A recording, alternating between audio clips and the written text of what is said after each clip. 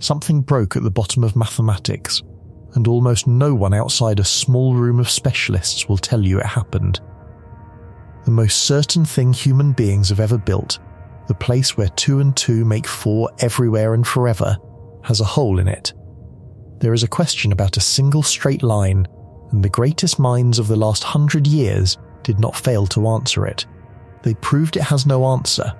They proved the line splinters into versions that disagree about what it contains, and nothing in mathematics decides which one is real. The people who saw this won the field's highest honour, and then everyone went quiet and walked around the hole for 60 years. It traces back to one proof, written in 1963 by a young man who was not even a specialist, who built a new universe of mathematics just to show you the question you assume has an answer never had one. So settle in and subscribe or join if you have not yet. The Patreon goes deeper into the same territory, the physics and mathematics and slow collapses this channel lives inside. Stay to the end, because by the time we reach a man starving himself in a hospital bed and the same question sitting on the ruler in your drawer, you will understand why the most basic fact you know about the number line was never actually settled. Let's go back to where this began.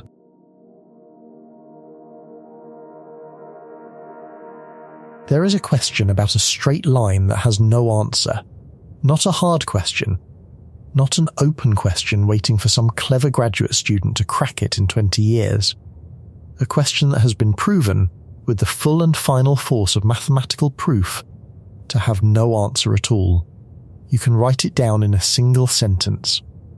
A reasonably bright child could understand what it is asking.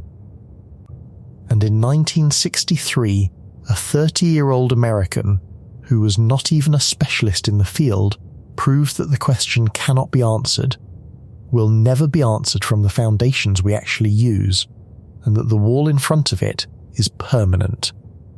I want to be precise about that word, permanent, because your instinct right now is to soften it.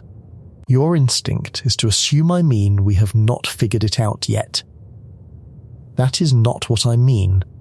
Every other famous unsolved problem in mathematics is unsolved in the ordinary way. Nobody has found the proof, but a proof is presumably out there, waiting. This is a different category of thing. This is a question where the proof that there is no answer is the answer. The mathematics turned around and looked at one of its own oldest questions and said, calmly, from the inside, this cannot be settled. And then it proved it. The question is about counting. Specifically, it is about how many points there are on a line, and whether there is anything hiding in between two infinities you already know about. That is the whole thing. How many points are on a line? It sounds like the kind of question that has a boring, definite answer, the kind a textbook would dispose of in a sentence. It does not. It has been sitting at the absolute base of mathematics for almost 150 years, and the more carefully the smartest people alive looked at it, the worse it got, until finally one of them proved that looking harder would never help. Here is the part that should bother you before we go anywhere near the proof. This was not some obscure curiosity that mathematicians stumbled into by accident. In the year 1900, the most influential mathematician in the world stood up in Paris in front of an international congress and read out a list of the 23 problems he believed would define the next century of mathematics. The list is famous. It shaped careers, funded institutes, made and broke reputations for the next 100 years. And the very first problem on that list, problem number 1, the one he put before all the others, was this question: how many points are on a line? He expected it to be solved. He expected the answer to be yes. He was certain, the way the entire field was certain, that this was a matter of finding the right argument. It was not a matter of finding the right argument. There is no right argument. There is a proof that no argument can exist. And the strangest thing about that proof, the thing I keep coming back to, is that it does not feel like a defeat when you understand it. It feels like a door opening onto something much larger and much colder than a missing answer. Because the absence of an answer here is not a hole in our knowledge. It is telling us something true about the structure of mathematics itself, something that the people who teach you arithmetic in school have no reason to mention and mostly do not know. There is more than one mathematics. They disagree with each other about this question, and nothing in the universe selects which one is correct. Hold on to that sentence. It is going to take a long time to earn it, and when we get there, it is going to mean more than it does right now. Let me slow down and tell you exactly what the question is. Because the precision matters, and because the audience for the watered-down version is not you. You have known since you were small that there are infinitely many whole numbers, 1, 2, 3, and so on, never stopping. You can always add one. That endlessness is the first infinity anyone meets, and it has a name. The size of the collection of all the whole numbers is called Aleph null, written with the first letter of the Hebrew alphabet and a small 0. It is the smallest infinity. It is the infinity of things you can count, even if the counting never finishes. Because at least you know where to start, and you know what comes next. Now think about the points on a line. Not the whole numbers marked on it, but every point. The line between 0 and 1 alone contains the number 1/2, and the number 1/3, and the square root of 2 divided by 2, and the number whose decimal expansion is some patternless infinite stream of digits that no formula will ever produce. Every one of those is a point. And there is an argument, which we will get to, and which is one of the most beautiful things a human being has ever thought of, that proves there are strictly more points on that line than there are whole numbers. Not the same infinity. A bigger one. The points on a line cannot be counted off one by one even in principle, because there are too many of them, in a sense, that can be made exact. So now you have two infinities. The small one, Aleph null, the infinity of the whole numbers, and a larger one, the infinity of the points on a line, which is also called the continuum. And the question, the entire question, the first problem on the most famous list in mathematics, the thing that broke the man who discovered it, is almost embarrassingly simple to state once you have those two sizes in front of you. Is there anything in between them? Is there a size of infinity larger than the whole numbers, but smaller than the points on a line? Or does the line sit right on top of the whole numbers, with nothing wedged in the gap, the very next infinity up, no intermediate size possible? That is it. That is the Continuum Hypothesis. The hypothesis, the guess, is that there is nothing in between, that the points on a line represent the second infinity, the immediate successor to the whole numbers, with no secret middle size lurking between them. The man who first asked it believed the guess was true, and spent the rest of his sane life trying to prove it, and could not. And the reason he could not is not that he was not brilliant enough. He was one of the most original mathematical minds who has ever lived. The reason he could not prove it is the reason nobody could prove it. The reason sat underneath the question the whole time, invisible, and it would take until 1963 for anyone to see it clearly, and when they finally saw it, it was worse than a missing proof. It was the discovery that the question had been quietly impossible from the beginning. I need you to feel how unreasonable that is. Mathematics is supposed to be the one place where this does not happen. You can argue forever about history or morality or what a poem means, but 2 + 2 is 4, and it is 4 in every language and on every planet, and it will be 4 after the sun burns out. That certainty, that bedrock, is the entire reason people trust mathematics. It is the closest thing we have to contact with something permanent and true. And here, at the very bottom of it, underneath the arithmetic, in the part that is supposed to be more certain than anything, There is a simple yes or no question about a line, and the answer is not yes, and the answer is not no. And the answer is not unknown. The answer is that there is no answer, and that fact itself is one of the most rigorously established results in the history of the subject. The people who proved this were not cranks at the edges of the field. One of them was arguably the greatest logician since Aristotle, a man so careful that he reshaped our understanding of truth itself, and who would later starve himself to death in a hospital bed convinced someone was trying to poison him. The other was a young analyst from Brooklyn who picked up the problem almost as a dare to prove he could do something nobody else could, and who invented an entirely new way of building mathematical worlds in order to do it. Between the two of them, they closed the question forever, not by answering it, but by proving it had no answer. And the older man read the younger man's proof and wrote back that reading it felt like watching a really good play. I keep thinking about that. The thing they discovered should have stopped the world. A foundational question about the number line, the line you used in 3rd grade to learn that 5 is bigger than 3, proven to be permanently beyond the reach of mathematics, and the field absorbed it, gave the younger man its highest honour, and then went back to work as if nothing had happened. Most working mathematicians today could not tell you the details. Most educated people have never heard of it at all. It is, by any reasonable measure, one of the strangest and most disquieting facts human beings have ever established about the nature of truth, and it has been sitting in plain sight, published and peer-reviewed and undisputed, for over 60 years, and almost nobody talks about it. We are going to talk about it. All of it. The man who found the gap and lost his mind staring into it. The dream of a perfect, complete, answer-giving mathematics, and the morning that dream died. The two proofs that together sealed the question, and how it is even possible to prove that something cannot be proved.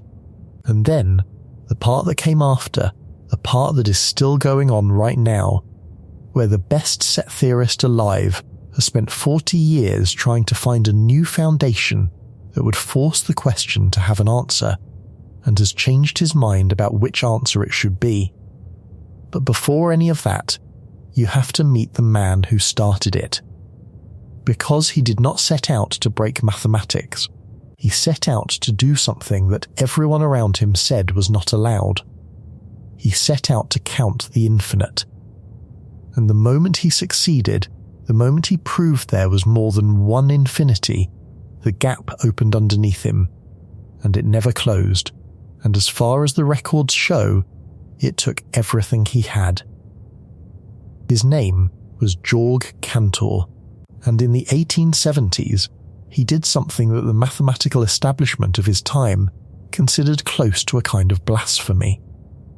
He took the infinite, which for 2,000 years had been treated as a direction rather than a destination, a process that goes on forever rather than a finished thing you could hold and measure, and he treated it as a finished thing you could hold and measure. He decided that infinity was not one endless fog, but a landscape with different sizes in it, and that you could compare those sizes the way you compare the number of cups and saucers on a table. That last comparison is the key to everything, so let me make sure it lands. Imagine a table set for a dinner party, and you want to know whether there are more cups or more saucers. You do not have to count them. You can just put each cup on a saucer. If every cup lands on a saucer and every saucer gets a cup, there are exactly as many of one as the other. And you never needed a number at all.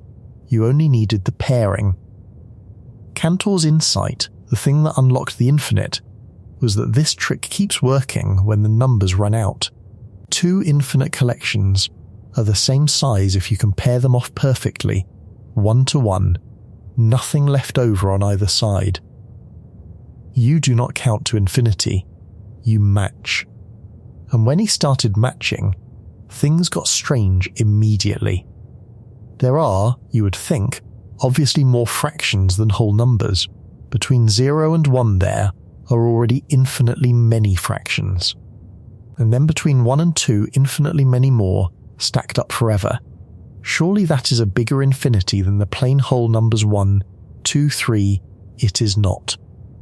Cantor found a way to lay all the fractions out in a single endless list, a clever zigzag through a grid, so that every fraction appears somewhere and each one can be paired with a whole number, the first fraction with 1, the second with 2, and so on forever. The fractions and the whole numbers are the same size of infinity. The pairing exists. By his own definition, that settled it. There are exactly as many fractions as there are counting numbers, which is to say Aleph null of them, the smallest infinity.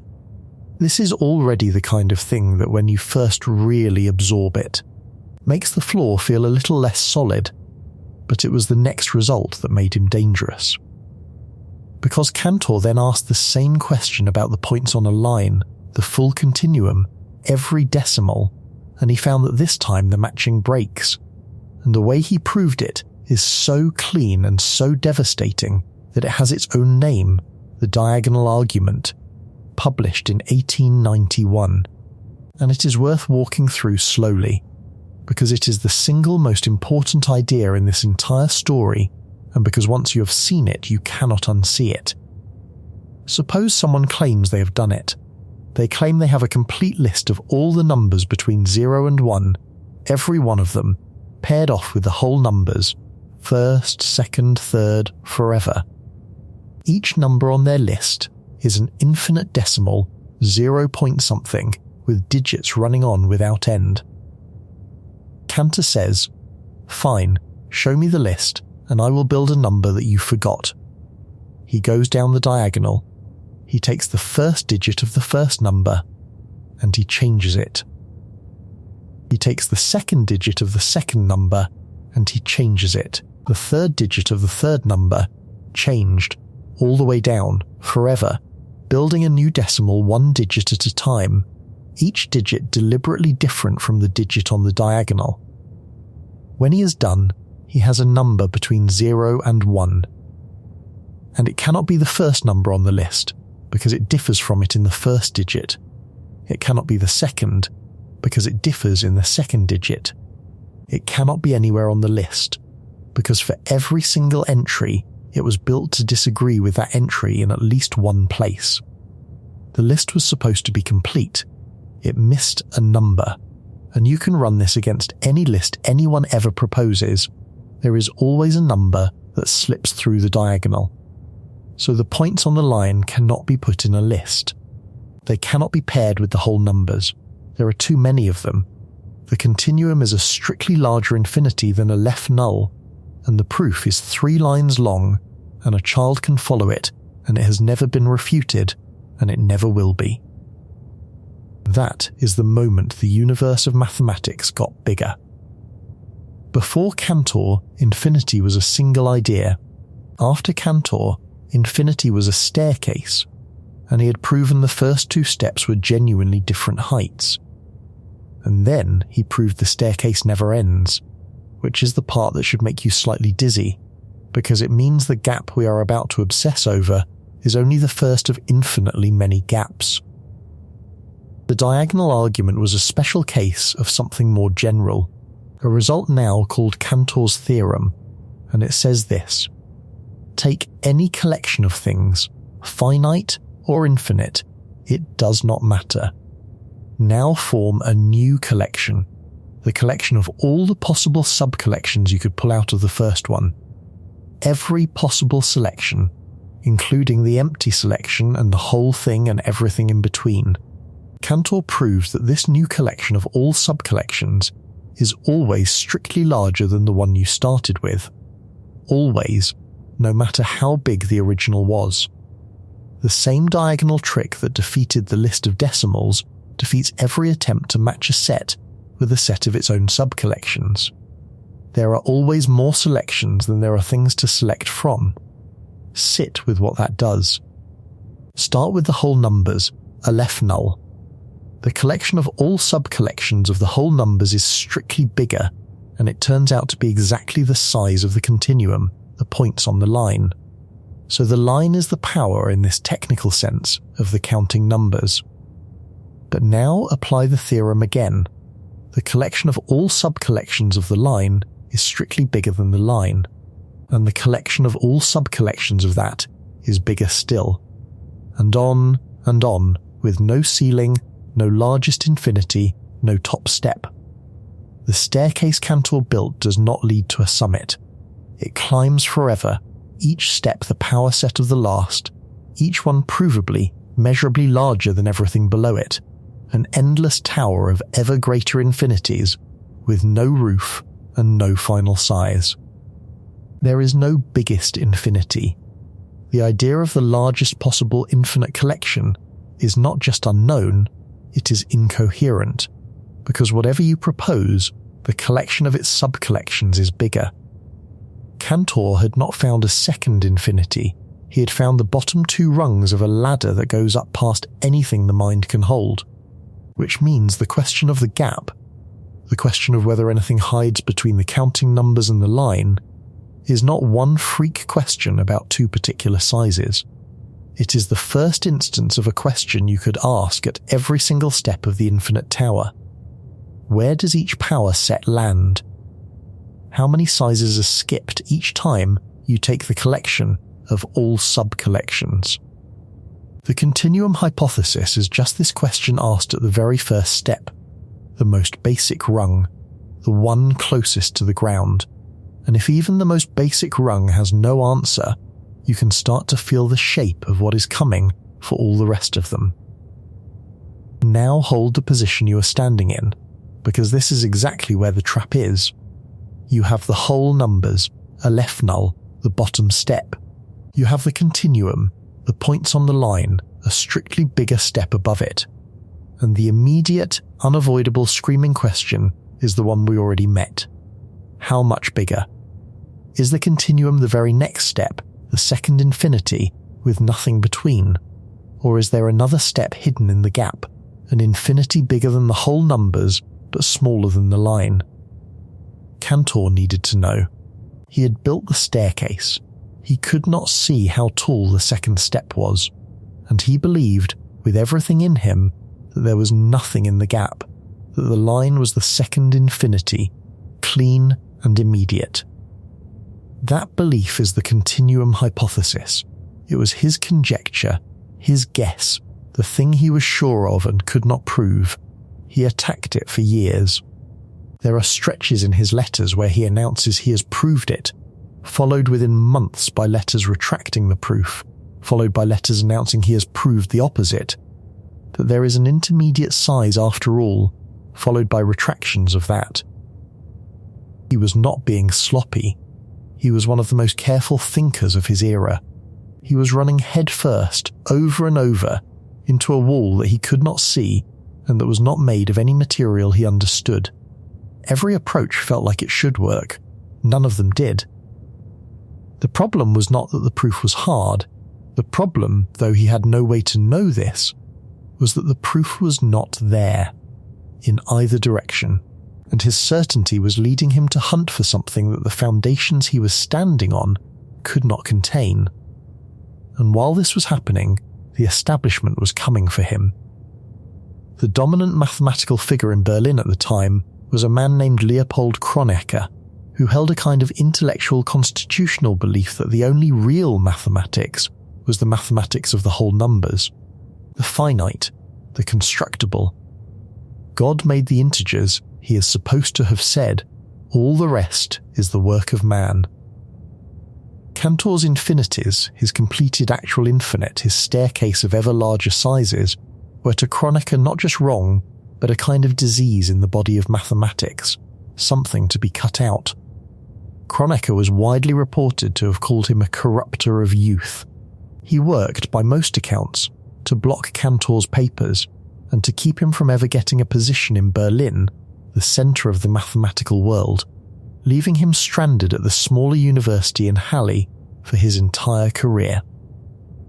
Some of the more colourful insults attributed to Kronecker that he called Cantor a scientific charlatan and a renegade. come down to us through a popular history book from the 1930s that embellished freely, so I will not put those words in his mouth with full confidence. But the persecution was real, the blocking was real, and the contempt was real, and Cantor felt all of it. In the spring of 1884, Cantor had his first serious breakdown. He was 39. The mathematical world calls these episodes his nervous illnesses, and for a long time the story was told as if Kroneker's attacks had driven him mad, the establishment literally breaking the mind of the man who saw too far. Modern scholarship is more careful.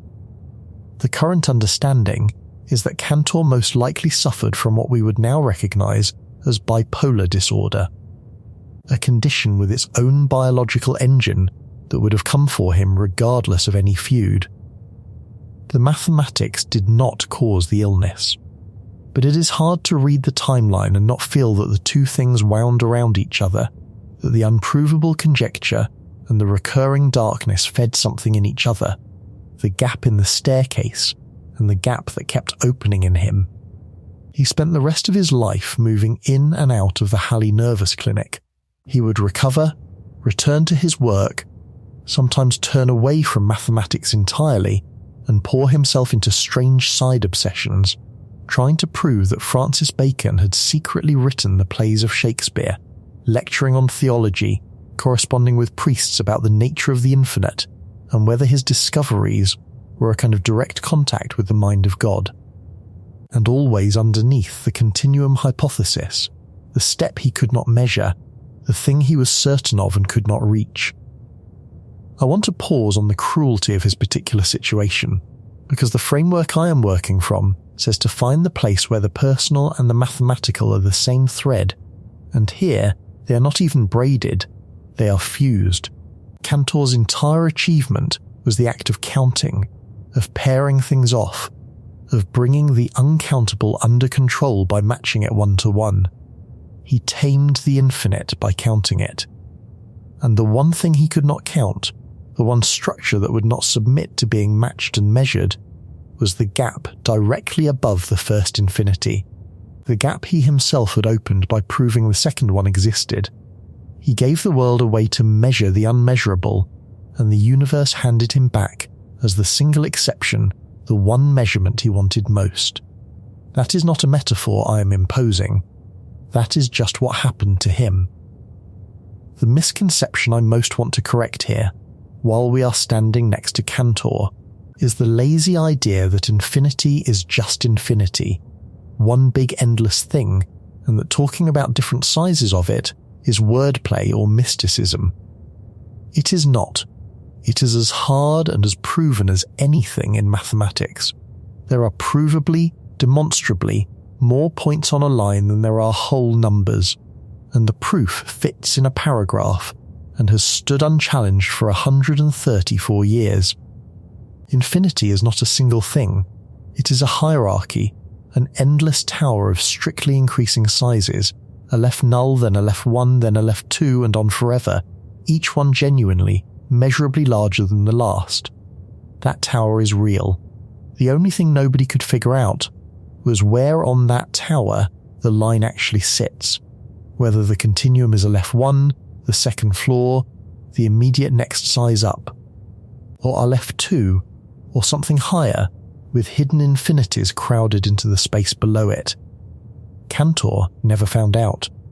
The First World War came, and Germany went hungry, and a man already worn thin by decades of illness was worn thinner.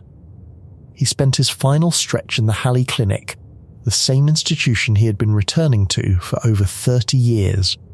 He wrote to his wife asking to be allowed to come home. He was, by the accounts that survive, malnourished, the food shortages of the war reaching even into the sanatorium. And on the 6th of January, 1918, Georg Cantor died there, of heart failure, in the psychiatric clinic, never knowing whether the gap he had spent his life staring into contained anything at all. He died believing the answer was yes, the line is the second infinity, nothing hides in the gap. He was not wrong, exactly, but he was not right either. The thing that nobody could have told him, the thing that would not be understood for another 45 years is that his question did not have the kind of answer he was looking for. He spent his life and his sanity hunting a proof that the foundations of mathematics were simply not capable of producing in either direction. He was looking for something that was not there to be found. And the reason it was not there is the deepest part of this whole story, and to even begin to see it, we have to leave Cantor in the clinic and go to Paris, to the year 1900, to the moment when the entire field decided, out loud, that questions like his would always, eventually, have answers.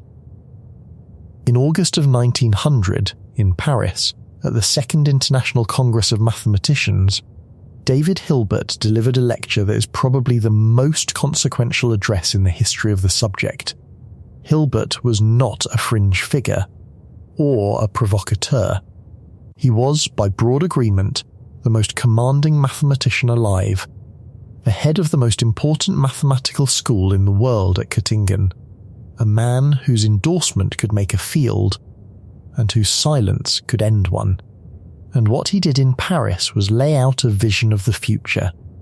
He named the problems he believed should organize the coming century, 23 of them. And the act of naming them was itself a statement of faith. It said, these questions have answers, and finding those answers is the noble work ahead of us. The first problem on the list was Cantor's, the cardinality of the continuum, the question of whether anything hides in the gap.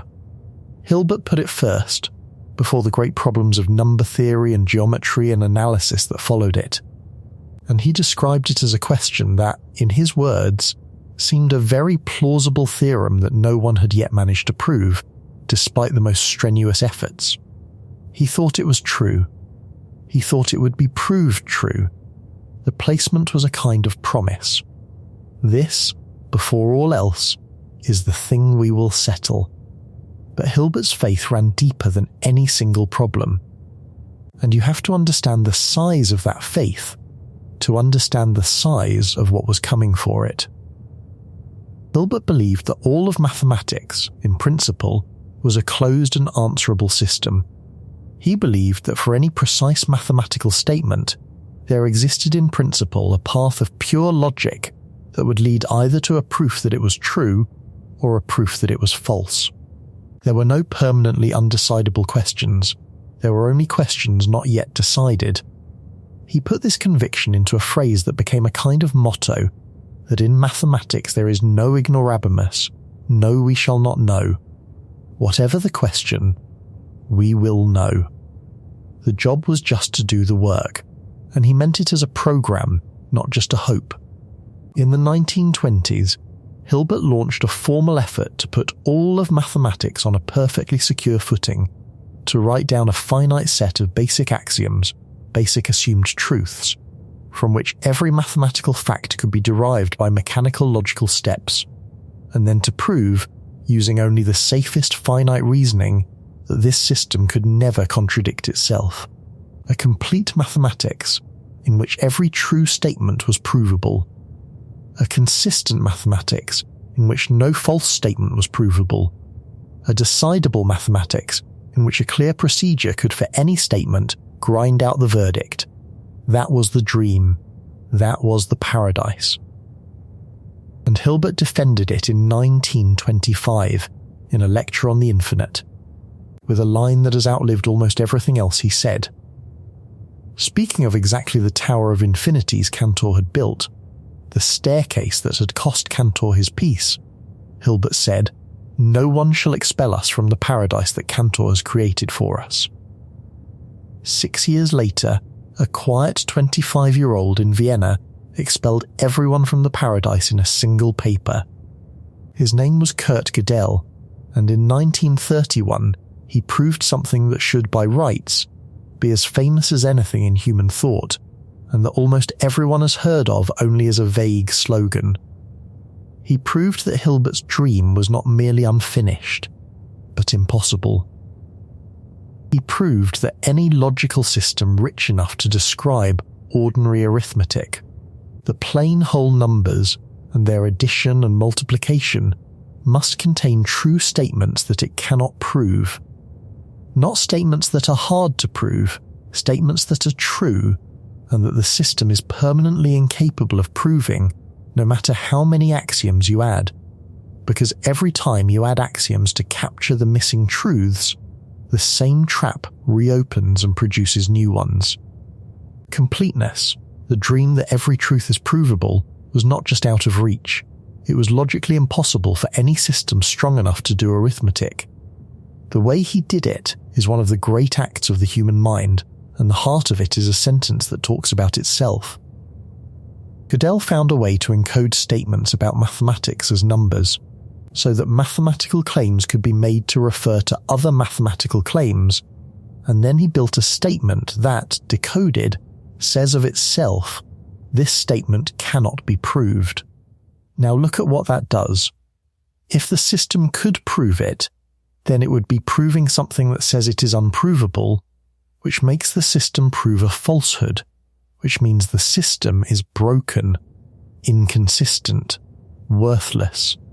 So if the system is any good at all, it cannot prove the statement. But that is exactly what the statement says about itself, that it cannot be proved. So the statement is true. There is a true statement the system cannot reach. The dream is dead. Hilbert's unignorabimus was itself the thing that could not be known. I am telling you about Godel's incompleteness, not because it is famous background, but because it is the flaw that the Continuum Hypothesis is going to fall through. Because for a long time, Godel's result sat in a slightly uncomfortable corner. Yes, there were unprovable true statements, but the one Godel had built was a strange, self-referential artificial thing. A sentence cooked up specifically to talk about its own provability. It was a genuine crack in the paradise, but you could tell yourself it was a hairline crack in an odd corner, that no real mathematician working on a real problem would ever bump into it. The natural questions, the ones people actually cared about, those would still have answers. The Continuum Hypothesis would still be settled someday. That comfort was going to be taken away too, and the man who would take the first half of it away was Del himself. Because Godel did not stop with incompleteness, he turned in the 1930s to the Continuum Hypothesis directly, to Hilbert's first problem, and in 1938 he proved something precise and strange about it. He proved that the Continuum Hypothesis cannot be disproved from the standard axioms of mathematics. Whatever else is true, you will never derive a contradiction by assuming Cantor was right, by assuming the line is the second infinity with nothing in the gap.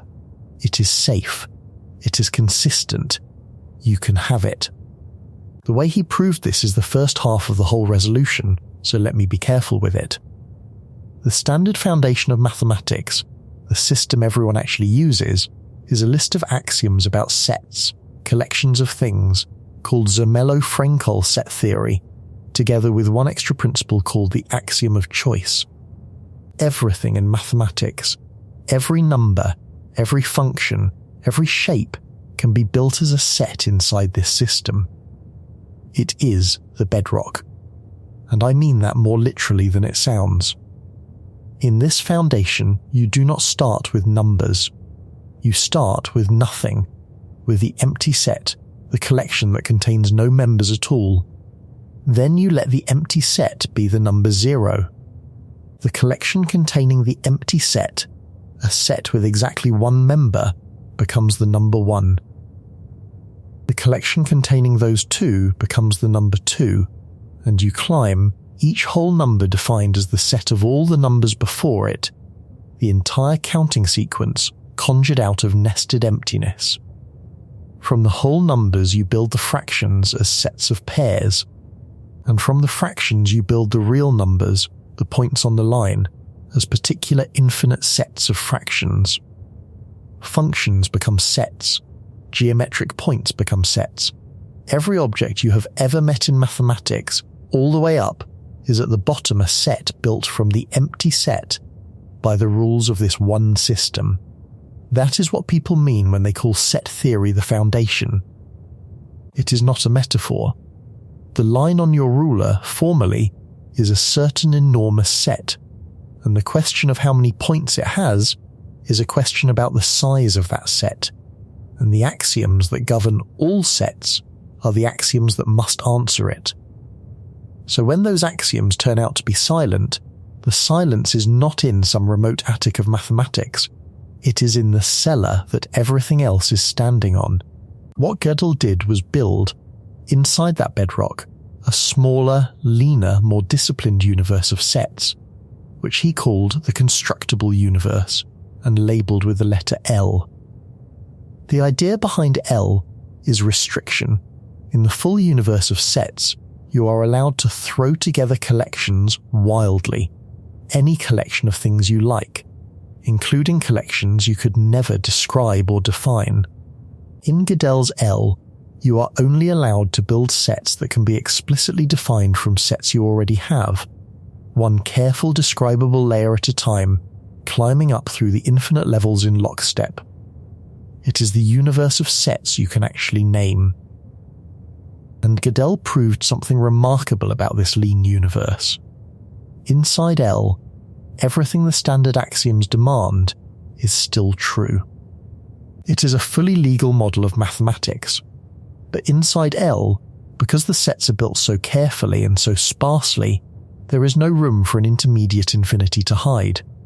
In L, the continuum hypothesis is true.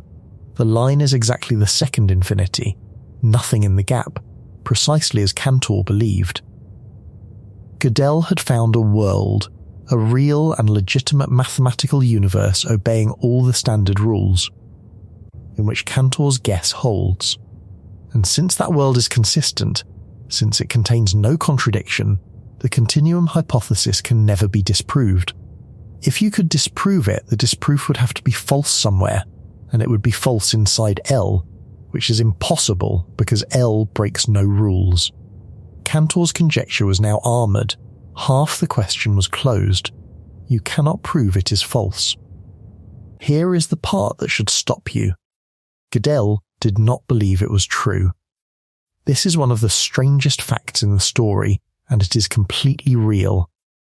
The man who proved you can never disprove the continuum hypothesis was personally convinced that the continuum hypothesis is false. Godel was a Platonist, in the deepest and most literal sense.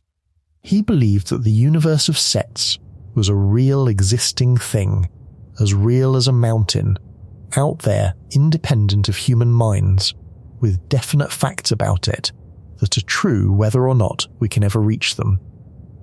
He believed the continuum hypothesis had a real answer, a fact of the matter, and he believed his own lean little universe L, where it came out true, was not the real universe. L was too small, too tidy, too impoverished. The real universe of sets, he thought, was wild and full, and in the real one the line was bigger than Aleph one, with intermediate infinities crowded underneath it. In 1947 he wrote an essay on Cantor's problem in which he laid this out, and he predicted that the way forward was the discovery of new axioms. New basic truths not yet recognized that would let mathematics finally disprove Cantor's conjecture and reveal the gap to be full. Sit with the shape of that. The greatest logician of the 20th century proves that the question cannot be answered in one direction, and in the same breath tells you he is certain the answer lies in the other direction, somewhere we cannot yet reach. He had armoured a belief he did not hold. He had proven the safety of an idea he thought was wrong. That is not the behaviour of a man who thinks the question is meaningless. That is the behaviour of a man who thinks the question has a true answer that the available tools simply cannot touch. Remember that, because it is going to become the central fault line of the entire modern story. The disagreement that has never been resolved, and may never be. Is there a real answer that we cannot reach? Or is there no real answer at all? But in 1938, that disagreement was still decades away from being sharp. because the question was still only half open. Godel had shown you cannot disprove the continuum hypothesis. Nobody had the faintest idea how to attack the other half, whether you could prove it. For all anyone knew, a proof was still out there, and Cantor's guess would someday be confirmed, and Hilbert's first problem would be answered yes after all, paradise partially restored. The tools to settle the other half did not exist. They would not exist for another 25 years. And they would not come from a logician at all. They would come from a young man who worked on a completely different part of mathematics, who barely knew set theory when he started, and who attacked the most famous open problem in the foundations of the subject, mostly because he wanted to prove to himself and everyone else that he was the best. Paul Cohen was born on the 2nd of April, 1934, in Long Branch, New Jersey, the youngest of 4 children in a poor Jewish immigrant family from what is now Poland. His parents separated when he was young. He grew up mostly in Brooklyn, raised in difficult circumstances by a mother who worked and believed fiercely in her children's minds. And by every account, he was the kind of prodigy who frightens the adults around him.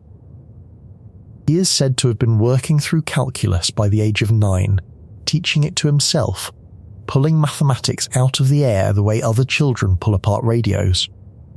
He went to Stuyvesant, the elite science high school in Manhattan, finished early, and moved through Brooklyn College and then the University of Chicago, where he took his doctorate in 1958. And here is the detail that matters for everything that follows. Cohen was not a logician, he was not a set theorist. His training, his doctorate, his early brilliant work, all of it was in analysis, the mathematics of the continuous, the functions and series, and the fine behaviour of the real line.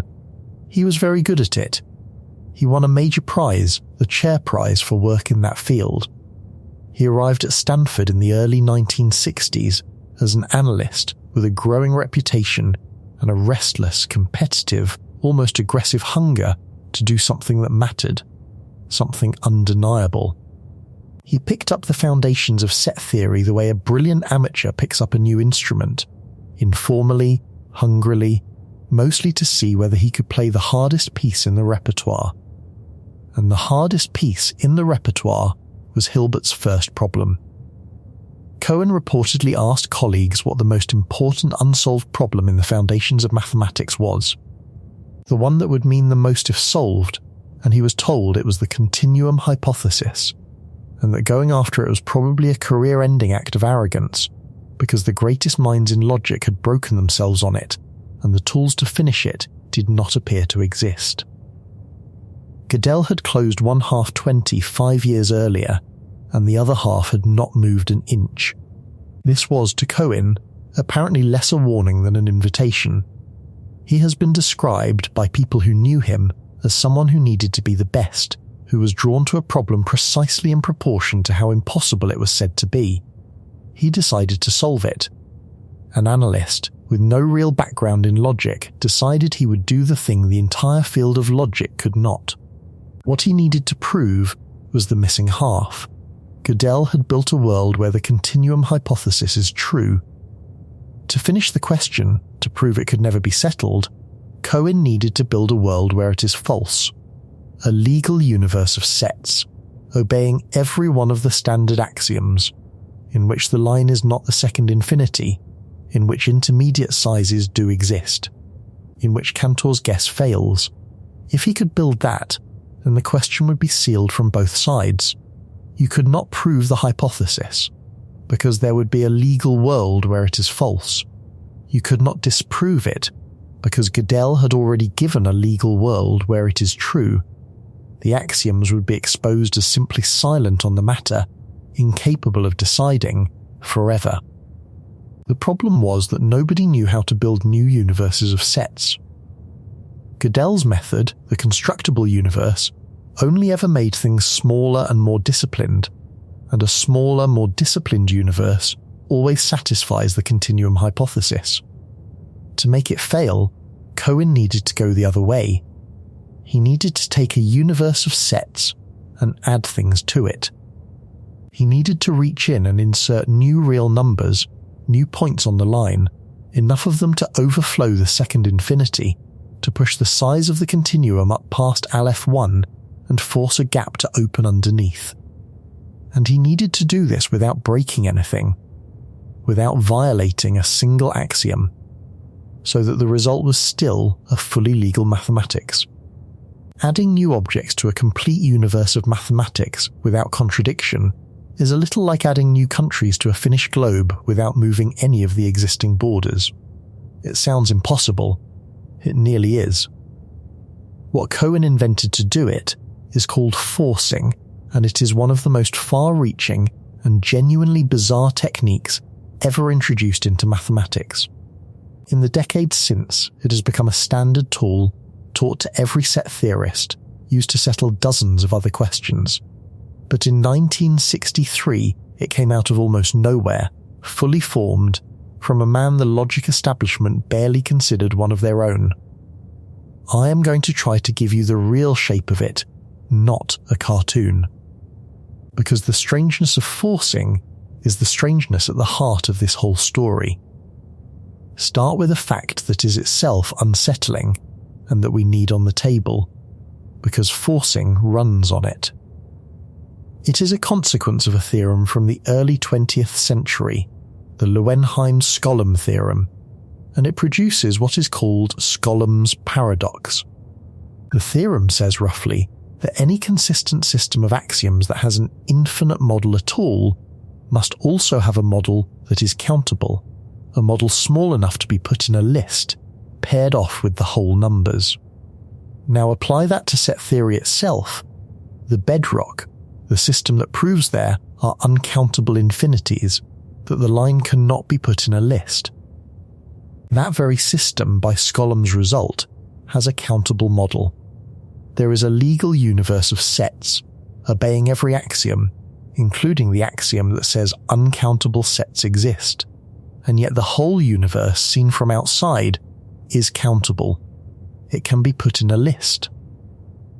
The set that the model believes is the uncountable continuum, the line with too many points to count, is, viewed from outside the model, just a countable collection in disguise.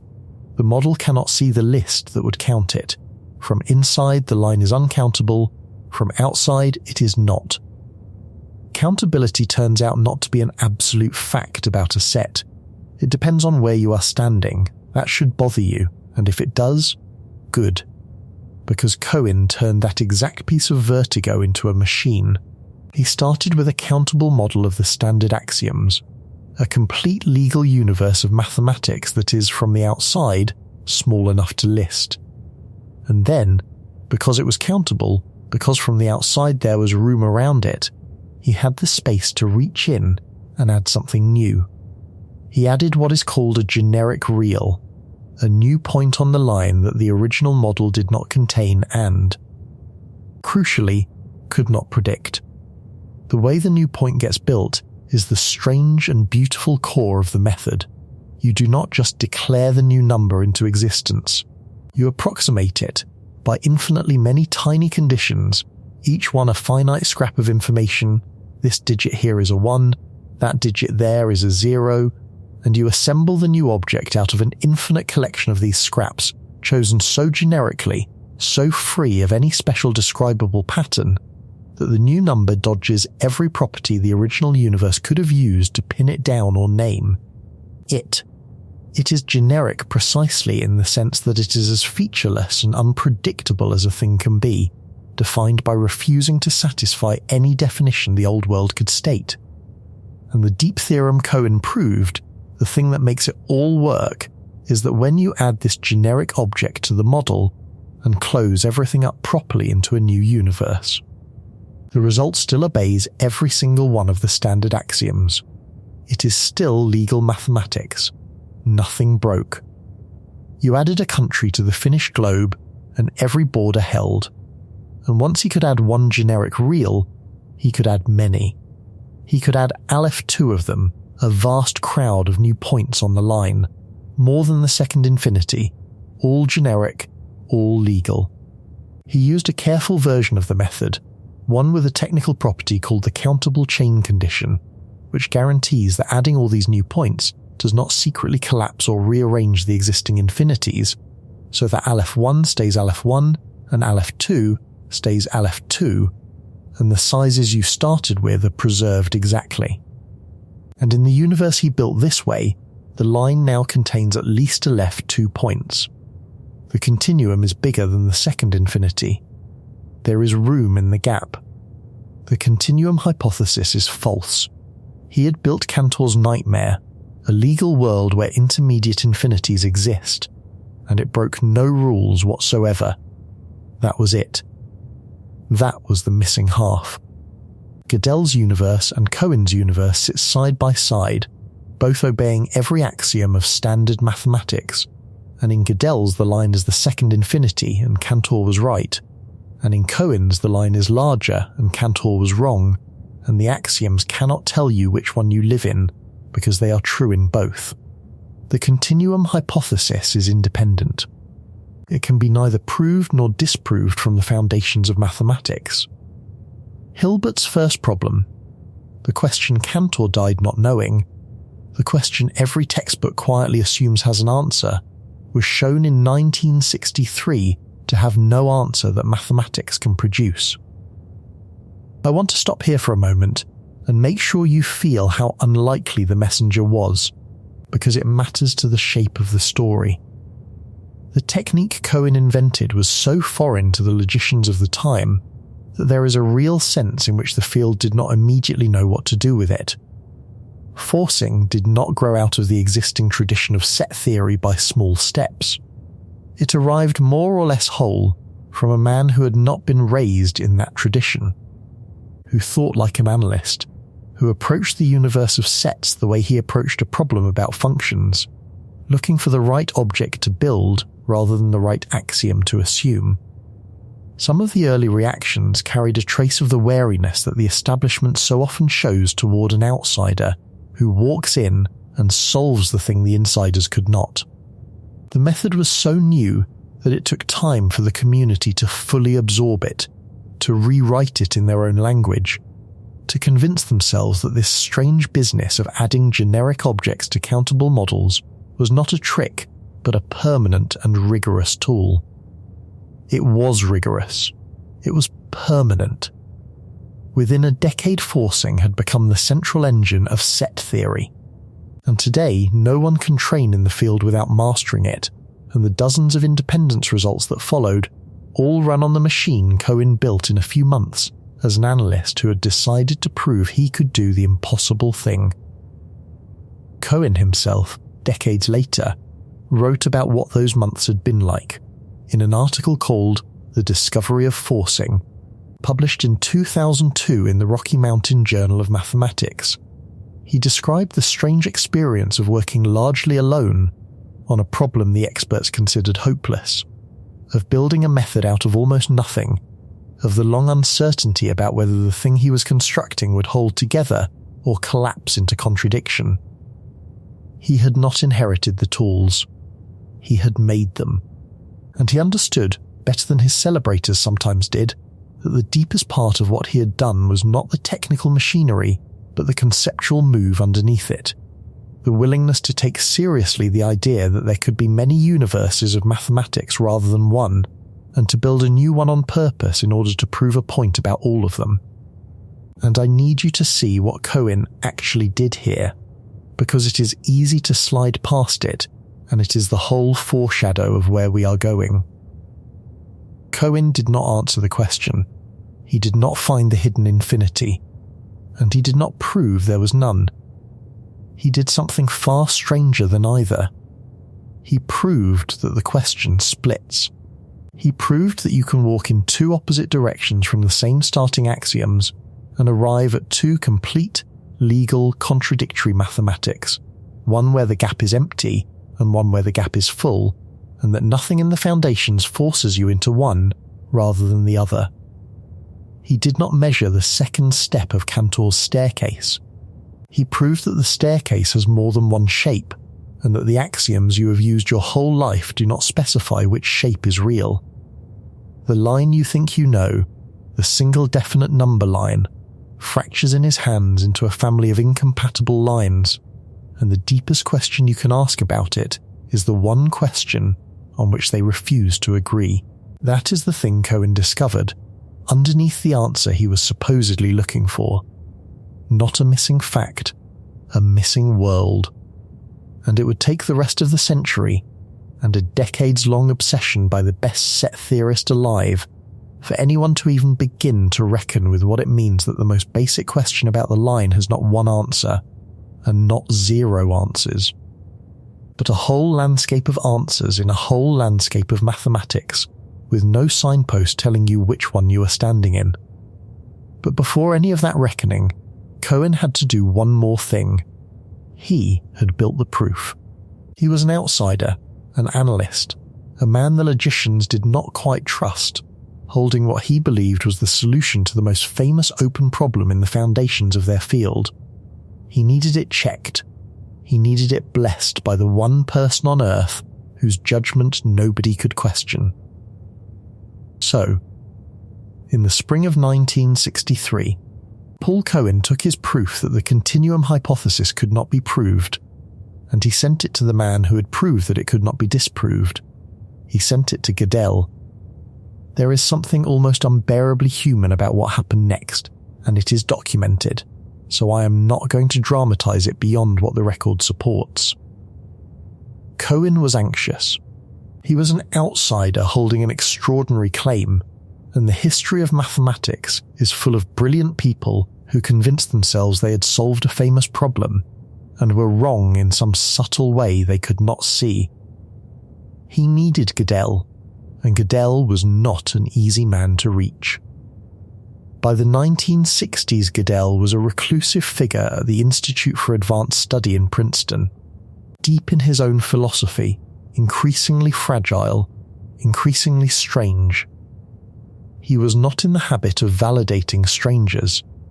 Cohen sent the work, and Godel, who had every reason to be skeptical of an analyst with no logic pedigree, claiming to have finished the problem Godel himself had only half solved, read it carefully and understood immediately that it was correct, and that it was brilliant.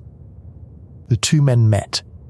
Godel, by the accounts that survive, essentially took Cohen under his protection, checked the proof, helped shepherd it toward publication, and communicated it to the proceedings of the National Academy of Sciences himself, which is how the result reached the world in 1963 and the first half of 1964. And in a draft of a letter Godel wrote to Cohen in June of 1963, there is a sentence that I think about more than almost any other in this story. Godel wrote that reading the proof of the independence of the Continuum Hypothesis was a real delight, that in all essential respects Cohen had given the best possible proof, and that this does not happen frequently. And then he reached for the highest praise he seemed able to give, and he wrote that reading the proof had a similarly pleasant effect on him as seeing a really good play. A really good play. The most careful mind in the history of logic, a man who trusted almost nothing he had not personally verified down to the foundations, reaching for the language of the theatre to describe what it felt like to watch a younger man finish the question he had spent part of his own life on. There is no ego in it. There is something closer to gratitude. Godel had proven you cannot disprove the Continuum Hypothesis, and believed in his bones it was false, and could not see how to prove that it was unprovable. And here was the rest of it, handed to him, complete, by a stranger. He called it a really good play. The recognition that followed was total and fast. In 1966, at the International Congress of Mathematicians in Moscow, Paul Cohen was awarded the Fields Medal, the highest honour in mathematics, the closest thing the field has to a Nobel Prize. It is given to a small handful of mathematicians once every 4 years, and it has been given for work across the whole sweep of the subject, and in its entire history it has been awarded exactly once for work in mathematical logic. Once to Cohen for forcing and the independence of the Continuum Hypothesis. No one before him, and no one since has won it for logic. The following year, in 1967, he received the National Medal of Science from the hands of the President of the United States. The outsider had not just solved the problem, he had been carried in 3 years from the edge of the field to its absolute centre.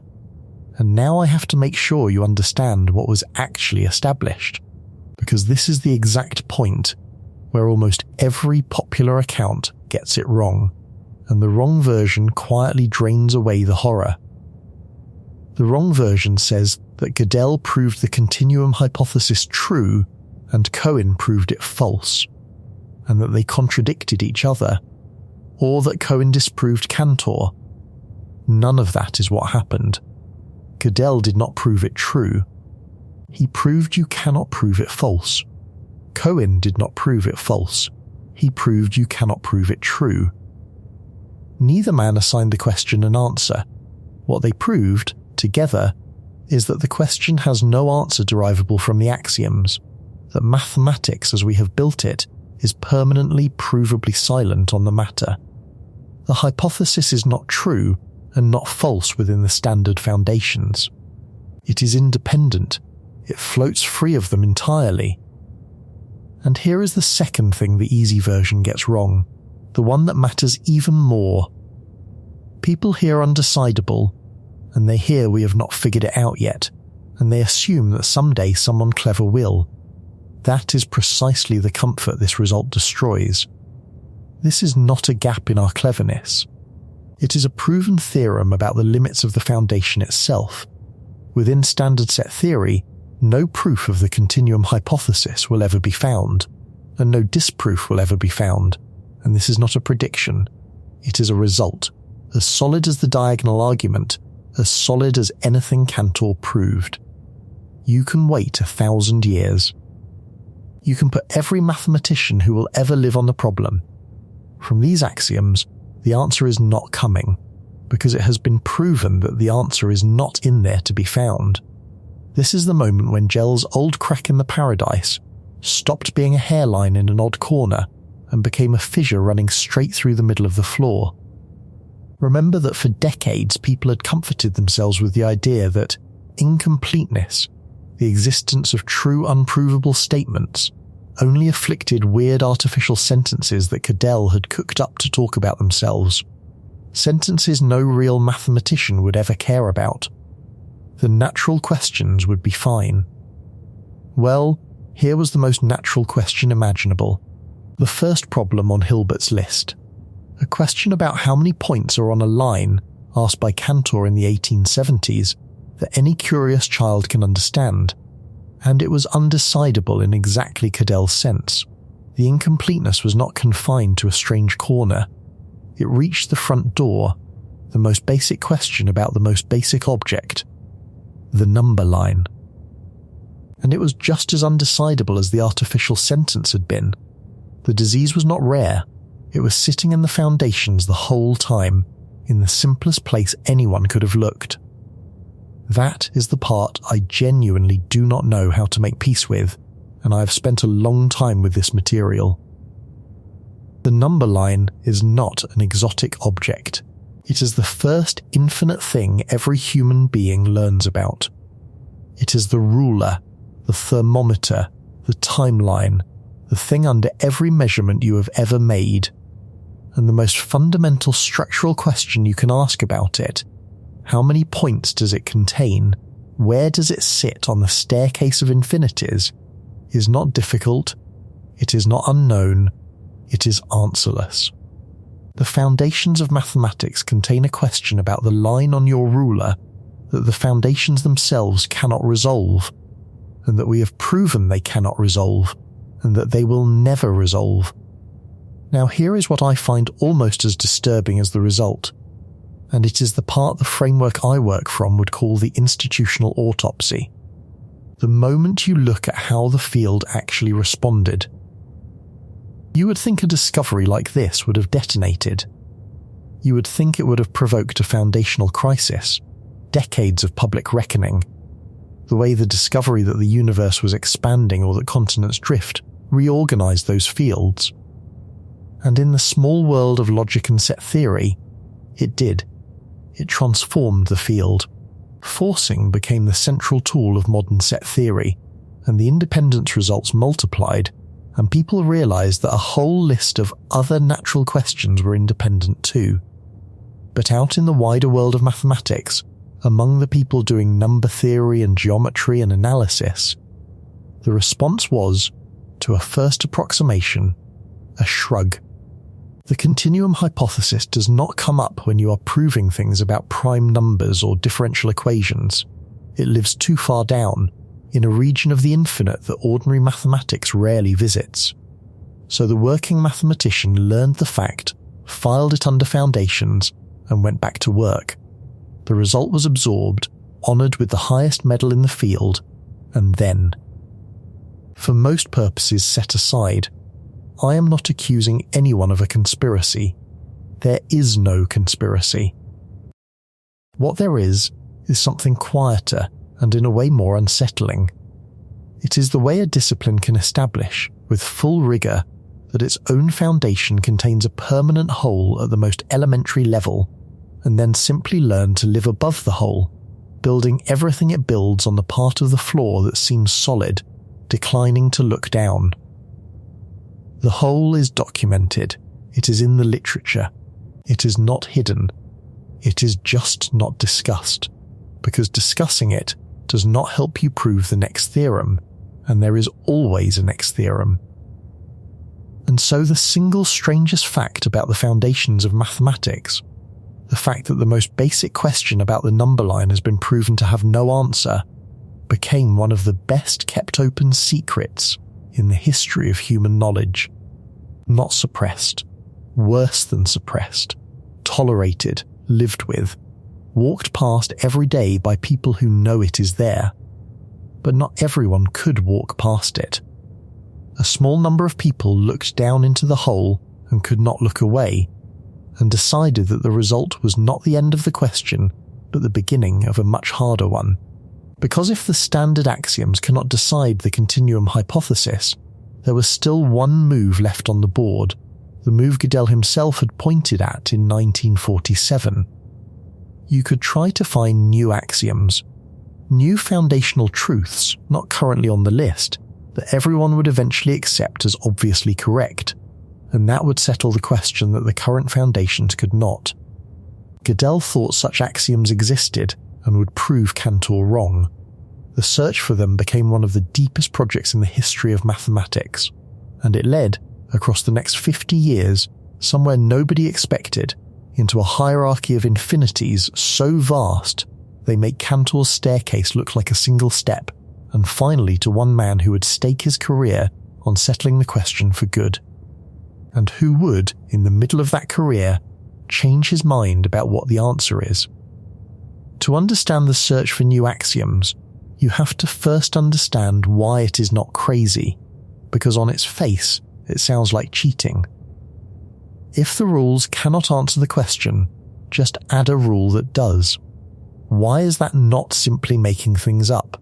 The answer is that mathematicians do not get to add any rule they like. A new axiom has to earn its place.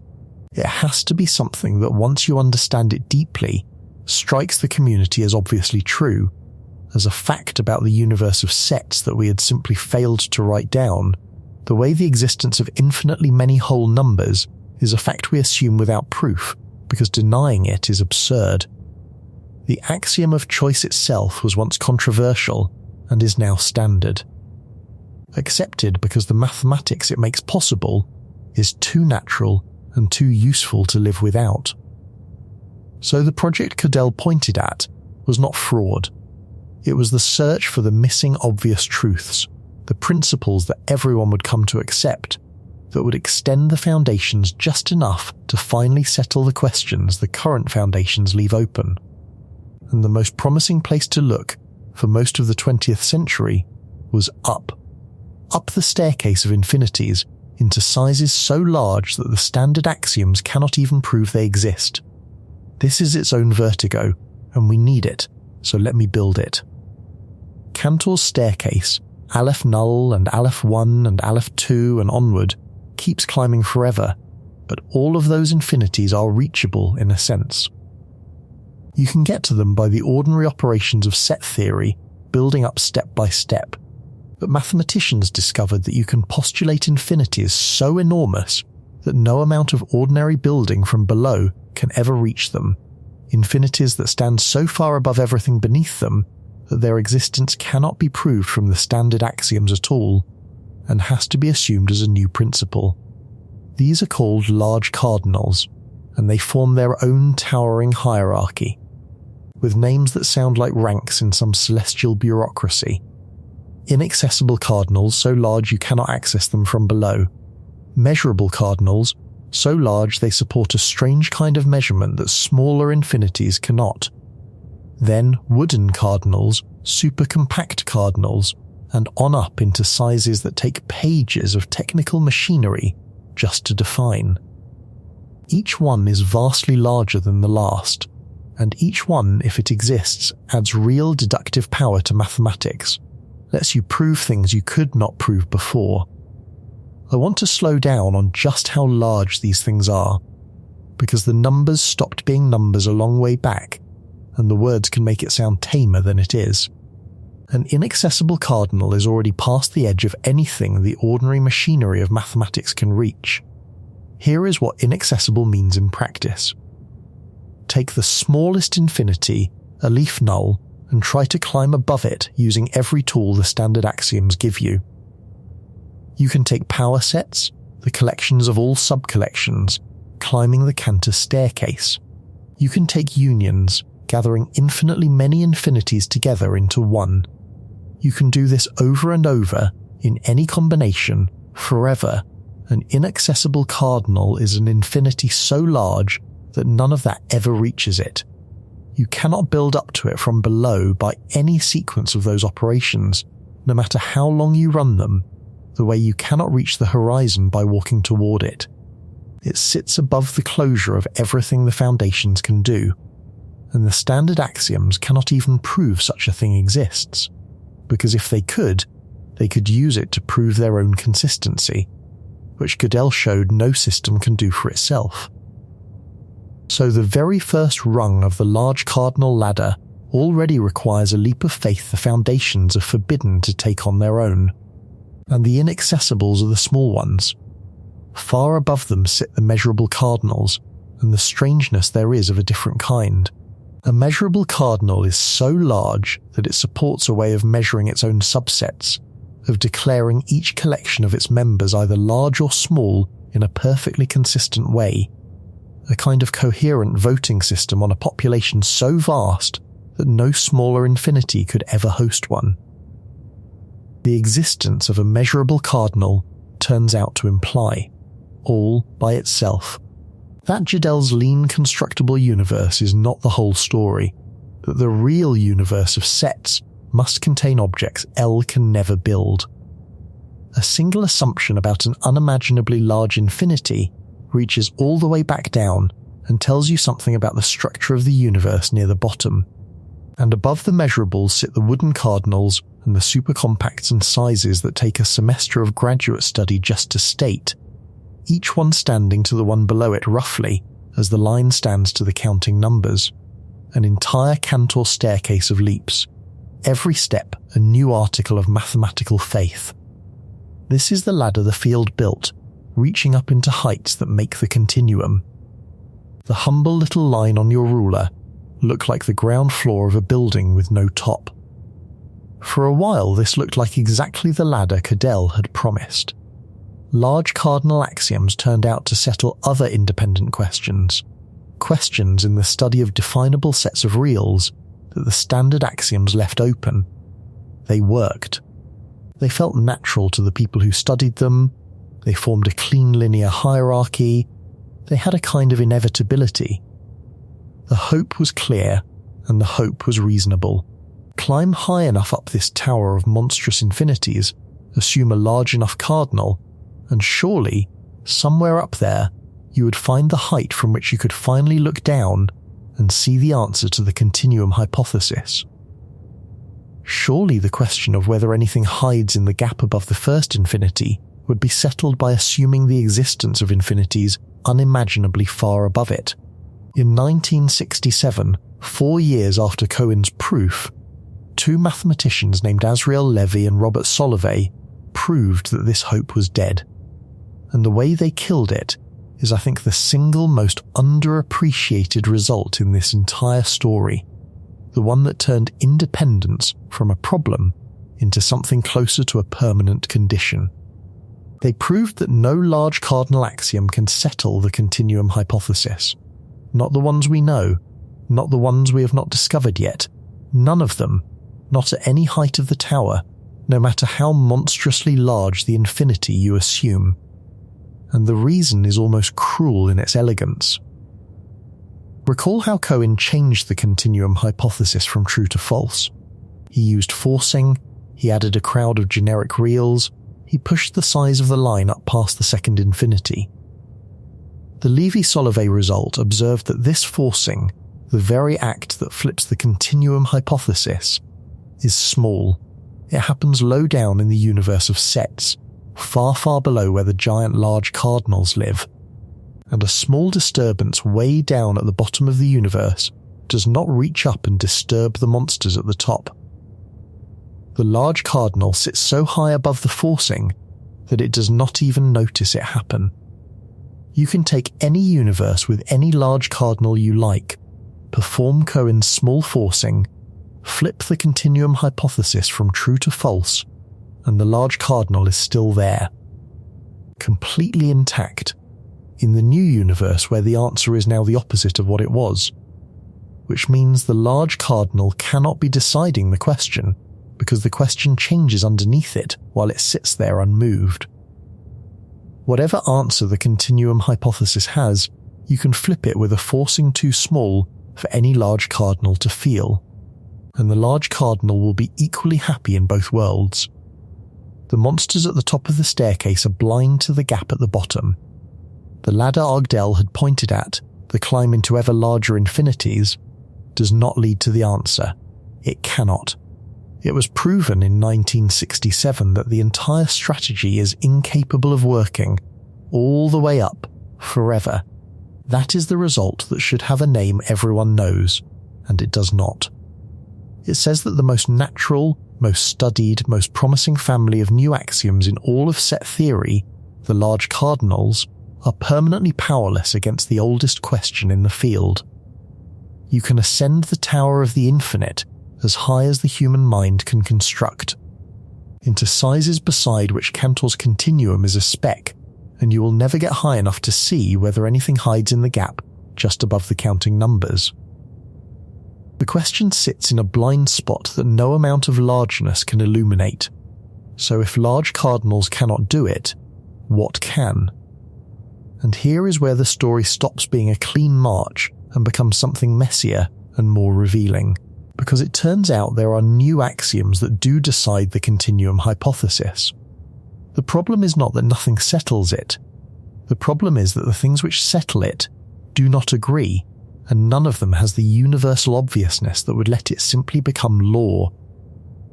Consider an argument made by a mathematician named Chris Freiling in 1986, which is so intuitive that you can feel its force without any technical training, and which points straight at the conclusion that the continuum hypothesis is false.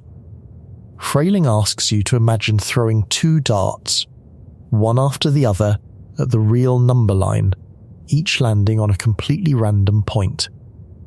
Now, if the continuum hypothesis were true, there is a theorem that says you could assign to every point on the line a small set of other points, a countable set, in such a way that covers things with a particular structure. Freiling walks through what that structure would have to mean for the 2 darts. He shows that if the hypothesis holds, then after the first dart lands, the second dart, thrown completely independently, would have to land, with certainty, inside a tiny predetermined set associated with the first, an event that should have probability 0.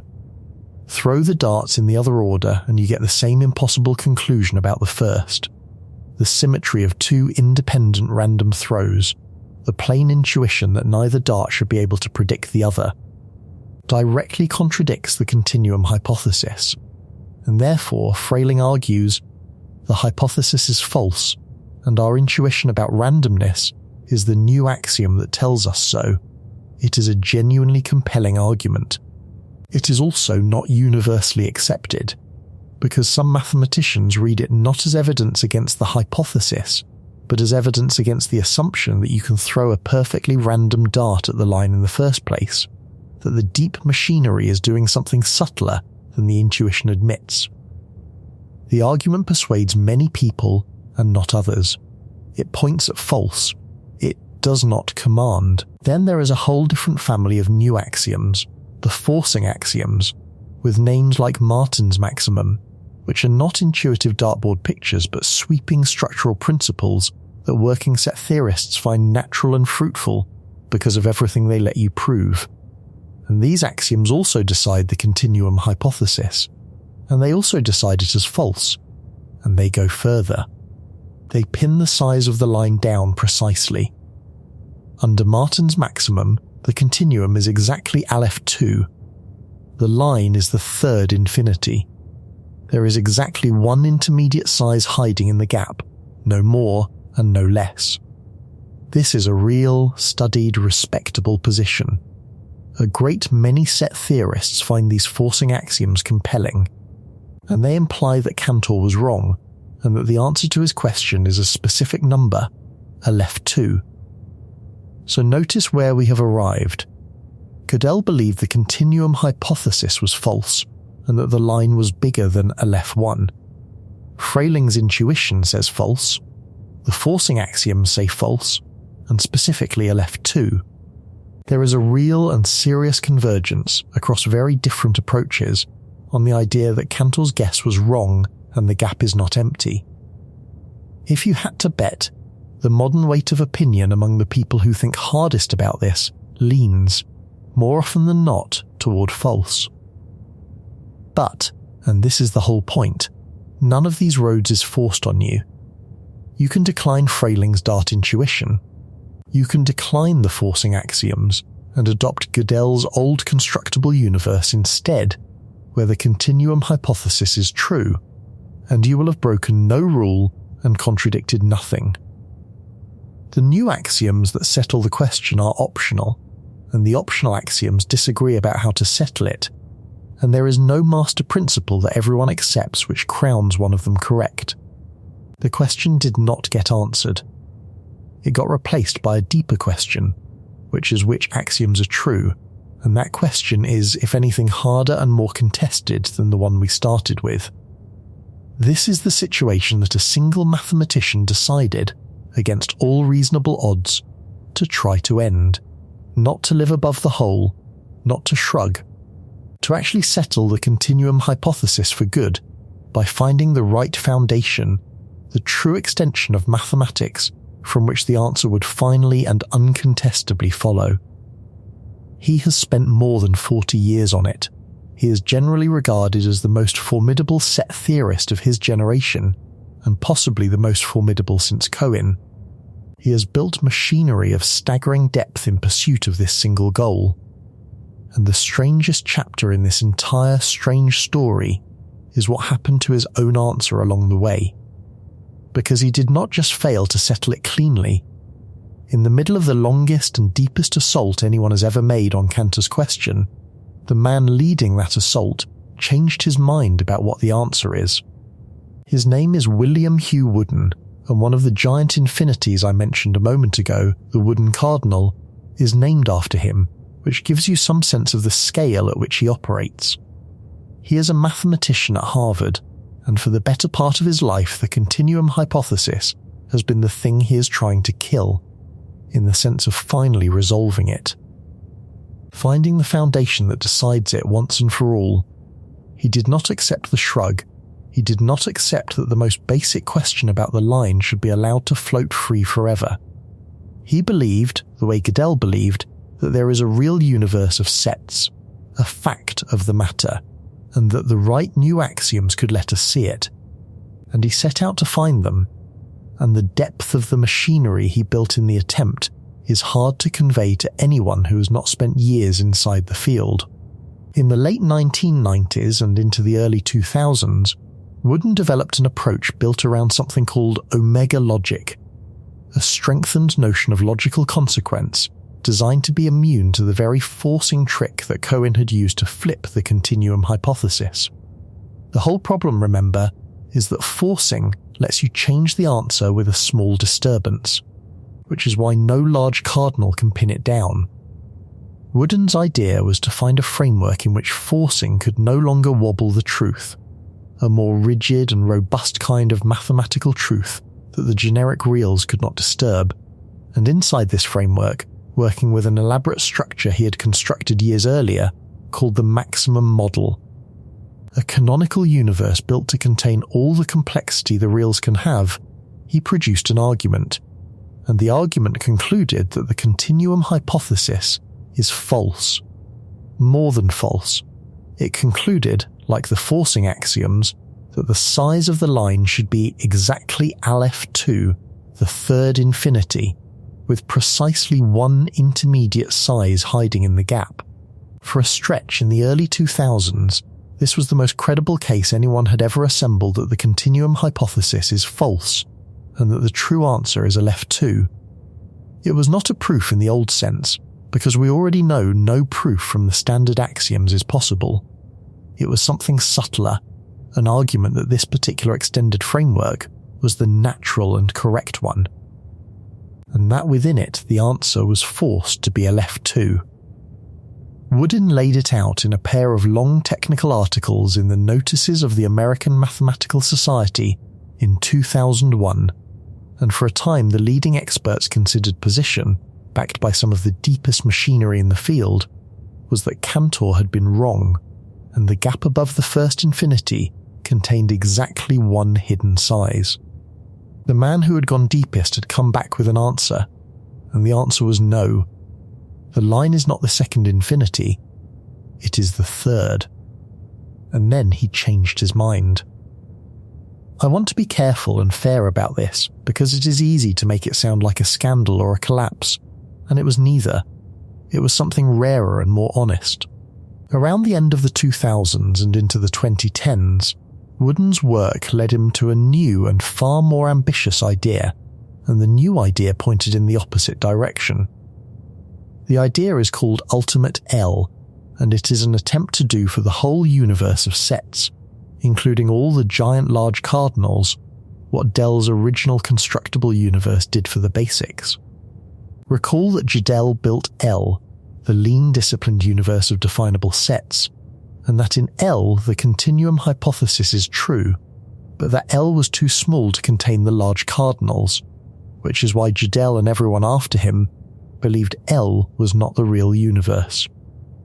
Woodin's ultimate L is a conjectured grand version of that construction, a canonical inner universe engineered to be lean and orderly like Godel's L, but also big enough to hold the entire tower of large cardinals inside it, the inaccessibles and measurables and Woodins and all the monsters above them, a best of both worlds, the discipline and definability of L, with room for the giants.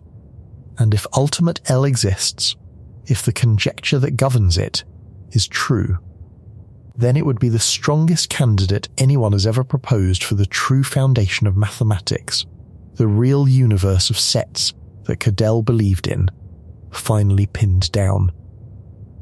And in Ultimate L, the continuum hypothesis is true.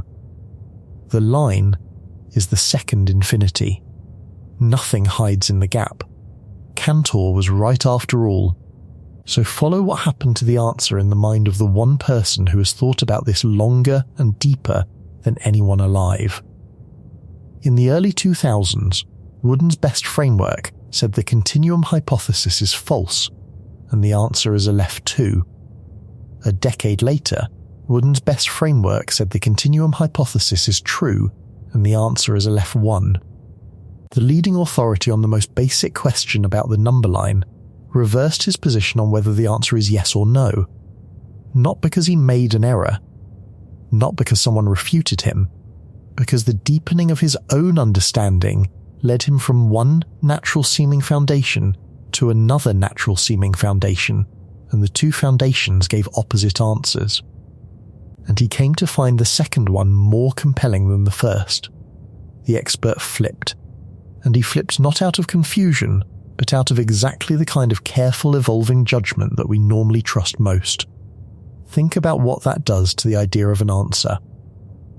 If the question had a clear fact of the matter accessible to sufficient genius, you would not expect the single greatest genius working on it to spend a decade believing one answer and then a decade believing the opposite, on the strength of which beautiful structure he currently finds most natural to build. That is not what convergence on a truth looks like. That is what it looks like when the truth itself depends on a choice that the mathematics does not make for you, when the answer is downstream of which universe you decide to call the real one, and the mathematics is content to hand you several and let you choose. Woodin would not put it that way. Woodin still believes, as Godel did, that there is a real universe and a real answer, and the ultimate L is our best path to it, and his program is ongoing, and the central conjecture that would make it all work, the ultimate L conjecture, remains unproven as I speak to you, an open problem that may itself take generations or may never be settled. He has not given up.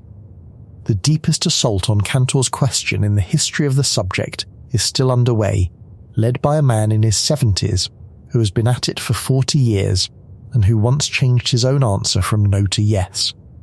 But his own work created the strongest case for the opposite conclusion, the conclusion he resists, and that is the part we cannot walk past, because while Woodin was building ultimate L and defending the universe view, the view that there is one real answer out there to be found, the very landscape of results that Cohen had opened was pushing a number of other serious people toward a different and far stranger conclusion. Not that the answer is yes, not that the answer is no, but that the question, asked the way Cantor asked it, the way Hilbert listed it, the way you have been holding it in your head for the last 2 hours, does not have a single answer at all, and never did, and that our long search for one has been a search for something that was never there to be found, like Cantor in the Halley Clinic, hunting a proof the foundations could not contain. I told you, near the very beginning, to hold on to a sentence. The sentence was that there is more than one mathematics, that they disagree about this question, and that nothing in the universe selects which one is correct. We have now earned every word of it. Godel's universe, where the line is the second infinity and the hypothesis is true. Cohen's universe, where the line is larger and the hypothesis is false. Worlds where the continuum is Aleph 2, and worlds where it is Aleph 17, and worlds where it is something with no convenient name, all of them obeying every axiom of standard mathematics, all of them equally legal, equally real as far as the rules can tell. Cohen did not find a missing world by accident. He found that the worlds were always there, side by side, a whole multiverse of mathematics, and that the question we were asking did not pick one. And the deepest and most uncomfortable position in modern foundations, the one that has been gaining ground for the last 15 years, is that this multiverse is not a temporary embarrassment to be cleared up by the right new axiom. It is the truth. It is what mathematical reality is actually like. There is no single number line. There are many, and they do not agree about how many points they contain, and the disagreement is not ignorance. It is the deepest fact we have. The person who has pushed this view furthest and most carefully is a set theorist named Joel David Hamkins, and the name he gave it is the set theoretic multiverse. His argument starts from a simple observation about what set theorists actually do all day, which is move between universes. Forcing, the tool Cohen invented, has become so routine that a modern set theorist spends their career hopping from one model of mathematics to another, building a universe where the continuum hypothesis is true, then forcing over it to get a universe where it is false. Then forcing again to push the line up to Aleph 17, the way a chemist moves between solutions. They are fluent in dozens of these worlds. They know exactly how the continuum hypothesis behaves across all of them. and Hamkins asks a pointed question.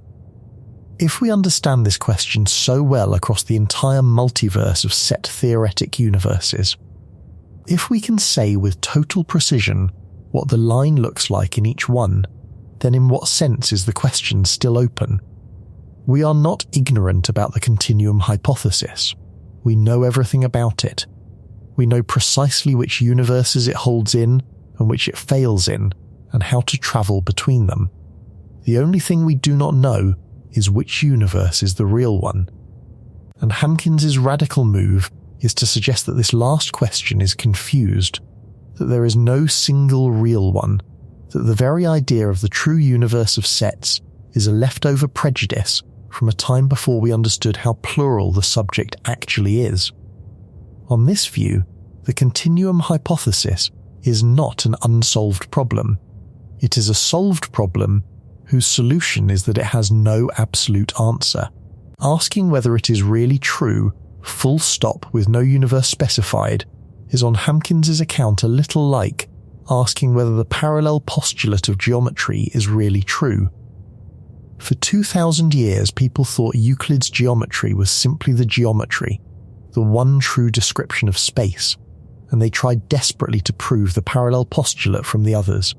Then in the 19th century, mathematicians discovered other perfectly consistent geometries, curved ones, where the parallel postulate fails, and the question of whether it is really true dissolved. It is true in flat geometry and false in curved geometry, and there is no further fact about which geometry is the real one. There are just different geometries, useful for different things. Hamkins says the Continuum Hypothesis is the same. It is true in some set theoretic universes and false in others, and the dream of a single answer is the dream of a privileged universe that does not exist. The question is not open. The question was a category error, and the multiverse is the correction. That is one of the two deepest positions a person can hold here. And against it stands the other, the one Godel held and Woodin still holds, and it is important that you not mistake it for naive.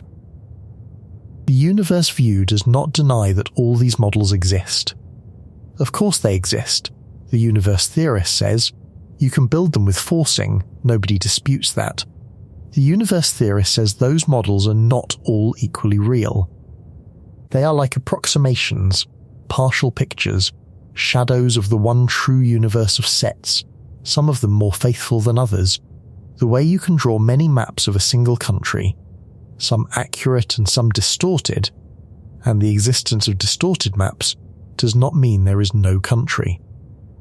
On this view, there is a fact of the matter about the Continuum Hypothesis, a real answer holding in the real universe, and the reason we cannot reach it from the current axioms is simply that the current axioms are an incomplete description of that universe, a partial map, and the work ahead is to extend the map until it pins the answer down.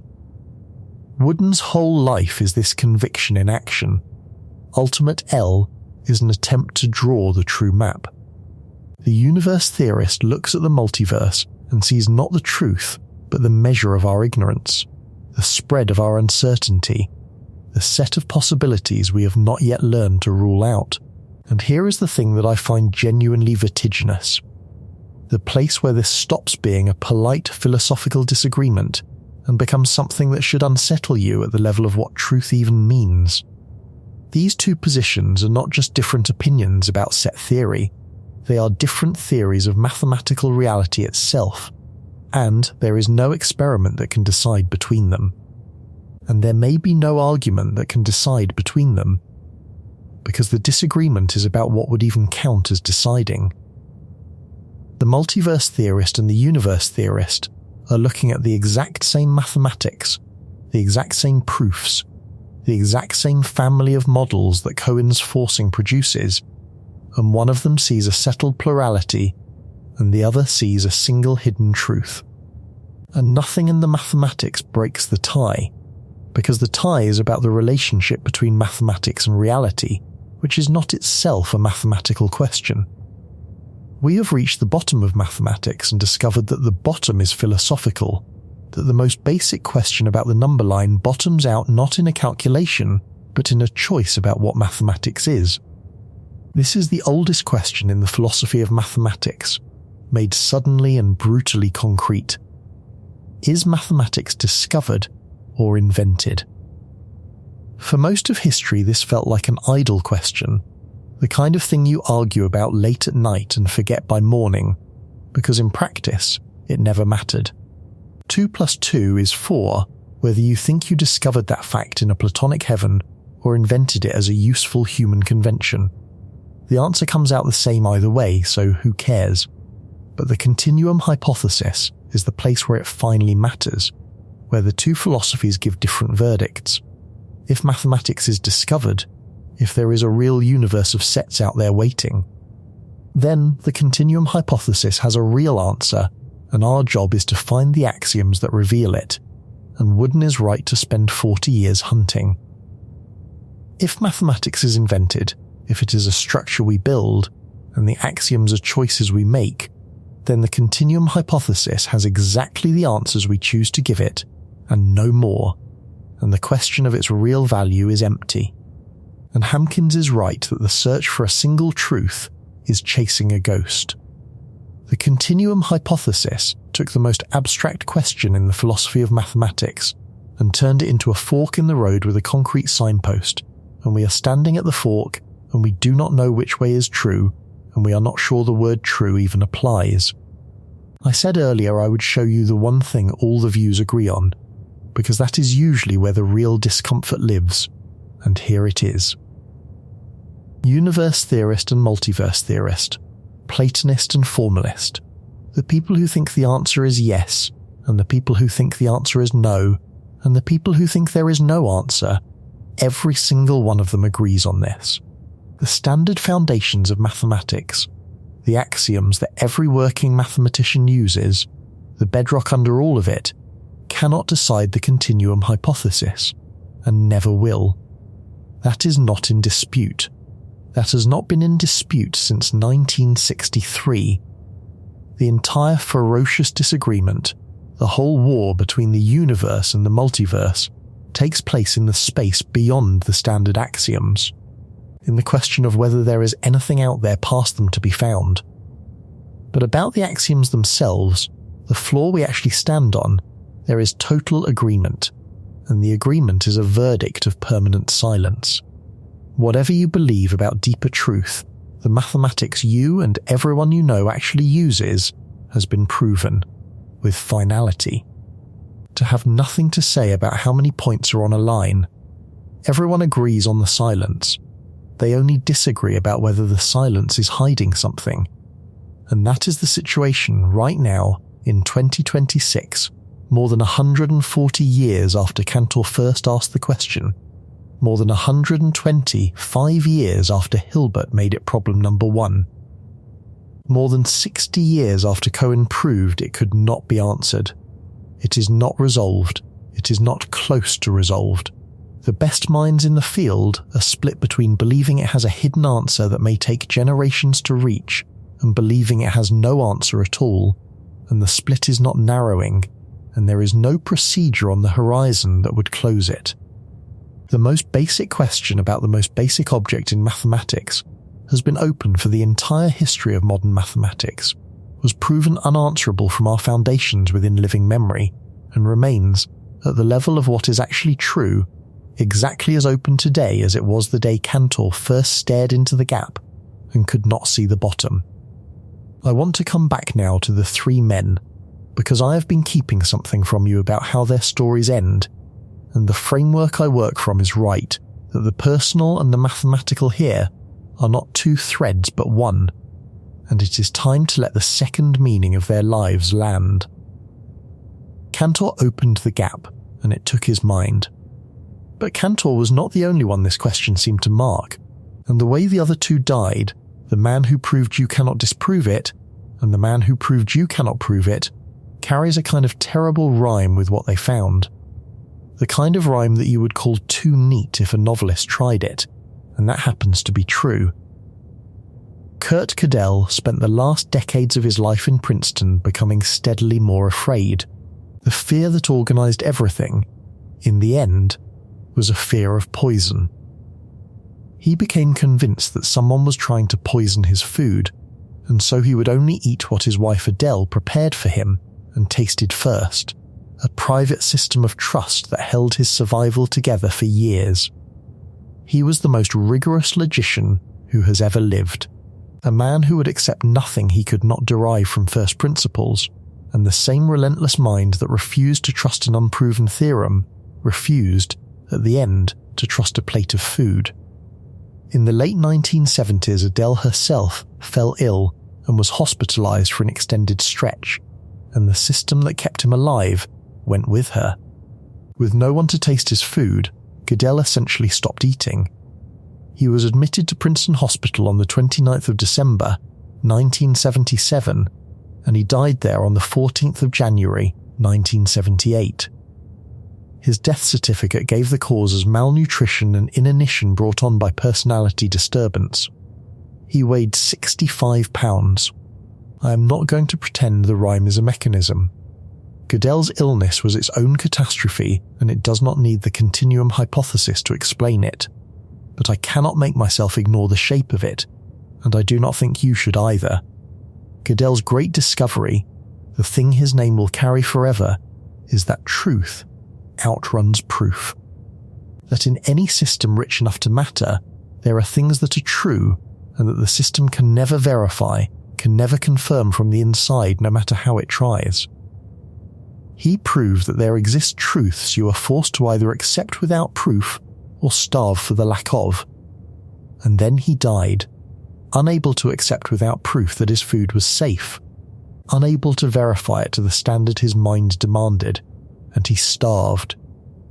The man who proved that you cannot confirm everything from within the system could not confirm the one thing he needed to confirm to keep living.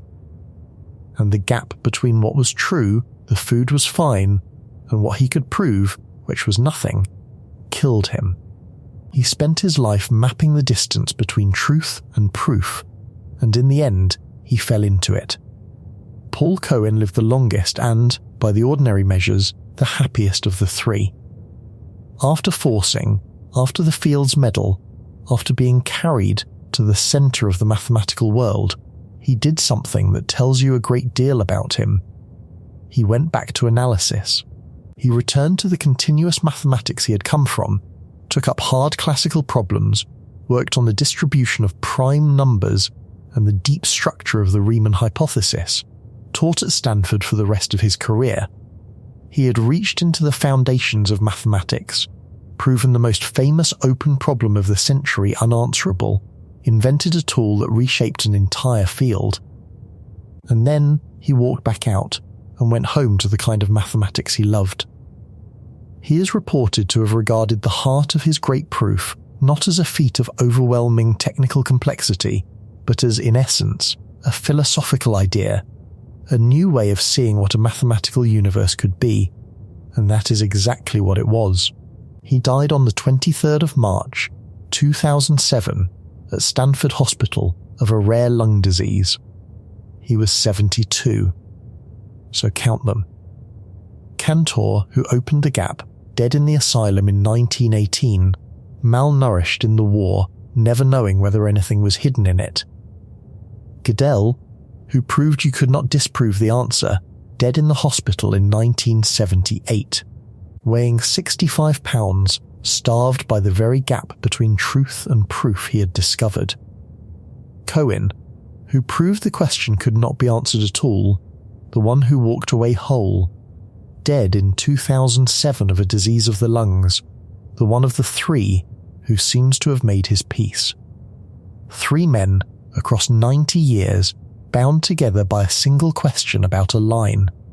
And the question outlived all of them, and it is going to outlive everyone reading this, and as far as anyone can prove, it is going to outlive the human species, because there is no answer in the foundations and there may be no answer anywhere, and we have proven we cannot get there from here. I want to make sure the strangeness of that lands properly, because it is easy to file this as a story about 3 mathematicians and their sad ends, and miss that it is a story about you, about the floor under your own feet. So let me bring it all the way down, out of the asylum and the hospital, and into the most ordinary place I can find, which is a ruler. A cheap plastic ruler, the kind in a child's pencil case, with its little marks for the centimetres and the millimetres. Look at the edge of it. That edge is a line. It is the same line Cantor was asking about. Every point along it is a real number, and there are, provably, more of those points than there are whole numbers in all of counting, an infinity strictly larger than the infinity of 1, 2, 3, that much is certain. Proven. 3 lines of argument, never refuted, and the question of how much larger, the question of whether anything hides between the counting numbers and the points on that plastic edge, the question of where exactly that ruler's worth of points sits on the infinite staircase, has no answer. Not an unknown answer. No answer. You are holding, in the most disposable object imaginable, a structure whose most basic property has been proven to be beyond the reach of all the mathematics human beings have or will ever build on the foundations we use. The line on the ruler in the drawer is the same line that took Cantor's mind and starved Godel of certainty and made Cohen famous, and has split the greatest set theorist alive against his own earlier self. It is right there. You could touch it. And it contains a question that reality declines to answer. And here is the part that I have been holding back. The part that turns this from a strange story about one question into something that should change how you think about the whole edifice. Because you could tell yourself, even now, that the Continuum Hypothesis is a freak. A single pathological question, one bad apple at the bottom of the barrel, and the rest of mathematics is fine, solid, answerable, exactly as certain as you always believed. That was the hope after Godel in 1931. Remember, the hope that incompleteness was confined to artificial self-referential tricks, that the real questions were safe. Cohen took half of that hope away by showing the most natural question imaginable was undecidable. And the 60 years since Cohen have taken the rest of it away, quietly, one result at a time. Because once forcing existed, once mathematicians had the tool, they started pointing it at other questions, and the independents kept coming. Question after natural question, in set theory and beyond it, turned out to be undecidable from the standard axioms in exactly the same way. Whole families of statements about the structure of the real line, about which sets of points can be measured, about the behavior of infinite groups, about problems in analysis and topology that working mathematicians actually cared about, fell to the same verdict. Independent, unprovable and undisprovable. The Continuum Hypothesis was not a freak. It was the first crack to be noticed in a foundation that turned out to be shot through with cracks. The canary that happened to be loud enough and old enough and famous enough that we heard it. The bedrock is not a slab with one hole in it. It is a lattice with gaps running all through it, and we walk across the solid parts so habitually that we forget the gaps are there, and most of the time it does not matter until you ask one of the questions that falls into one. And then there is simply no flaw. This is the thing the people who teach you mathematics have no reason to mention, and mostly do not carry around in their own minds, not because they are hiding it, but because you cannot do your daily work while staring at it. Mathematics presents itself to the world as the realm of total certainty, the one place where every properly posed question has a definite answer waiting to be found, the discipline that does not do ambiguity. And that presentation is, at the foundational level, false. It has been provably false since 1963. There are properly posed questions, simply stated, central, ancient, that have no answer, and we have proven they have no answer, and the proof is one of the most secure things we know. The certainty of mathematics is real, but it is local. It holds on the solid parts of the lattice. It does not hold everywhere, and we know exactly where it fails, and we have learned to route around the failures so smoothly that almost no one outside the foundations ever notices the routing. You came into this, maybe, thinking of mathematics as the thing that is true everywhere and forever, the contact with permanence, the flaw beneath the flaw. I want you to leave with a more accurate and more disturbing picture. Truth and proof, which everyone assumes are two names for the same thing in mathematics, came apart in the 20th century and never came back together. Godel pried them apart in general, and Cohen drove the wedge into the single most important question at the base of the subject.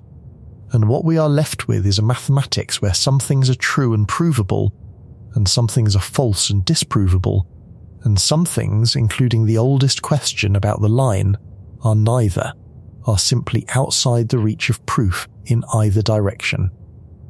Hanging in a space that the foundations cannot enter. The question is not waiting for an answer. The question is the answer. It is telling you something true about the limits of the system, and the thing it is telling you is that the system has a horizon, and that there are simple, natural truths or non-truths on the far side of that horizon that you will never reach by proof. Not because they are hard, but because the horizon is real and they are past it. And there is one more turn, the coldest one, and then I will let you go. Through this whole story there has been a temptation, and I have felt it myself working on this, to treat the absence of an answer as our failure. We are not clever enough. We have not found the right axiom. Give us more time, more genius, a second Cohen, and we will get there. That is the universe theorist's faith, and it is a noble faith, and Woodin is living it right now. But sit with the other possibility, the multiverse possibility, the one that has been gaining ground, because it is so much stranger than failure. The other possibility is that there is nothing to fail at, that the question of how many points are on the line does not have a single answer that we are too limited to find, that it has many answers, all equally real, in a multiverse of mathematical worlds, and that the universe of sets simply does not contain a fact about which one is correct, the way a story does not contain a fact about events that happen after the last page. On this view, the line is not withholding its secret from us out of some depth we cannot plumb. There is no secret. The line genuinely does not have a single number of points. The definiteness we have always assumed, the idea that there is one right answer sitting out there in mathematical reality, is the illusion, and the multiplicity is the truth. And we have spent 140 years searching a room for an object that was never in the room because the object does not exist. I do not know which of those is right. I want to be honest with you about that, because the whole point of this channel is that I would rather hand you the real uncertainty than a clean lie. Maybe Woodin is right, and there is a true universe and a real answer, and we are climbing toward it. Maybe Hamkins is right, and there are only the many worlds, and the question dissolves.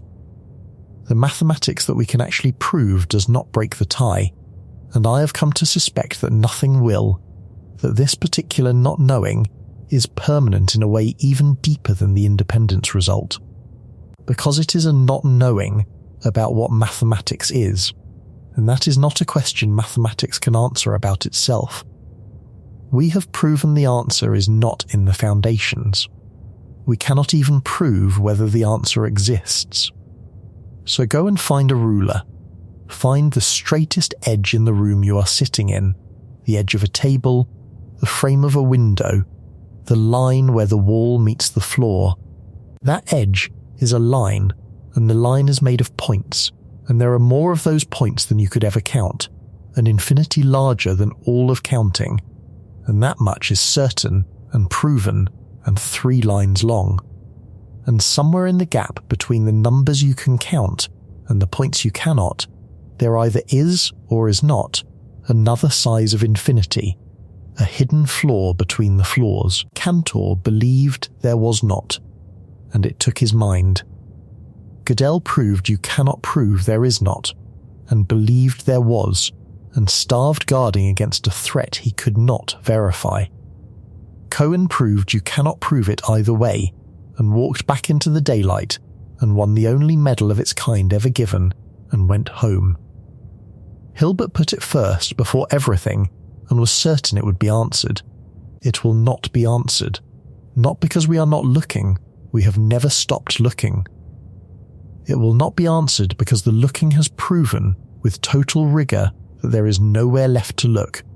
The line is right there, you can run your finger along it. It is the most ordinary thing in the world, and it holds a question older than every person alive, and the question has no answer. And we are the only species that has ever been able to prove that a question has no answer, and we proved it about this one, about the line on the ruler, about the edge of the table, about the simplest object we know. We built the most certain thing human beings have ever built, and we followed it all the way to the bottom, and at the bottom, in the place where the certainty was supposed to be deepest, there was a question about a straight line, and the line would not answer. It still will not. It never will. And it is sitting in the room with you right now.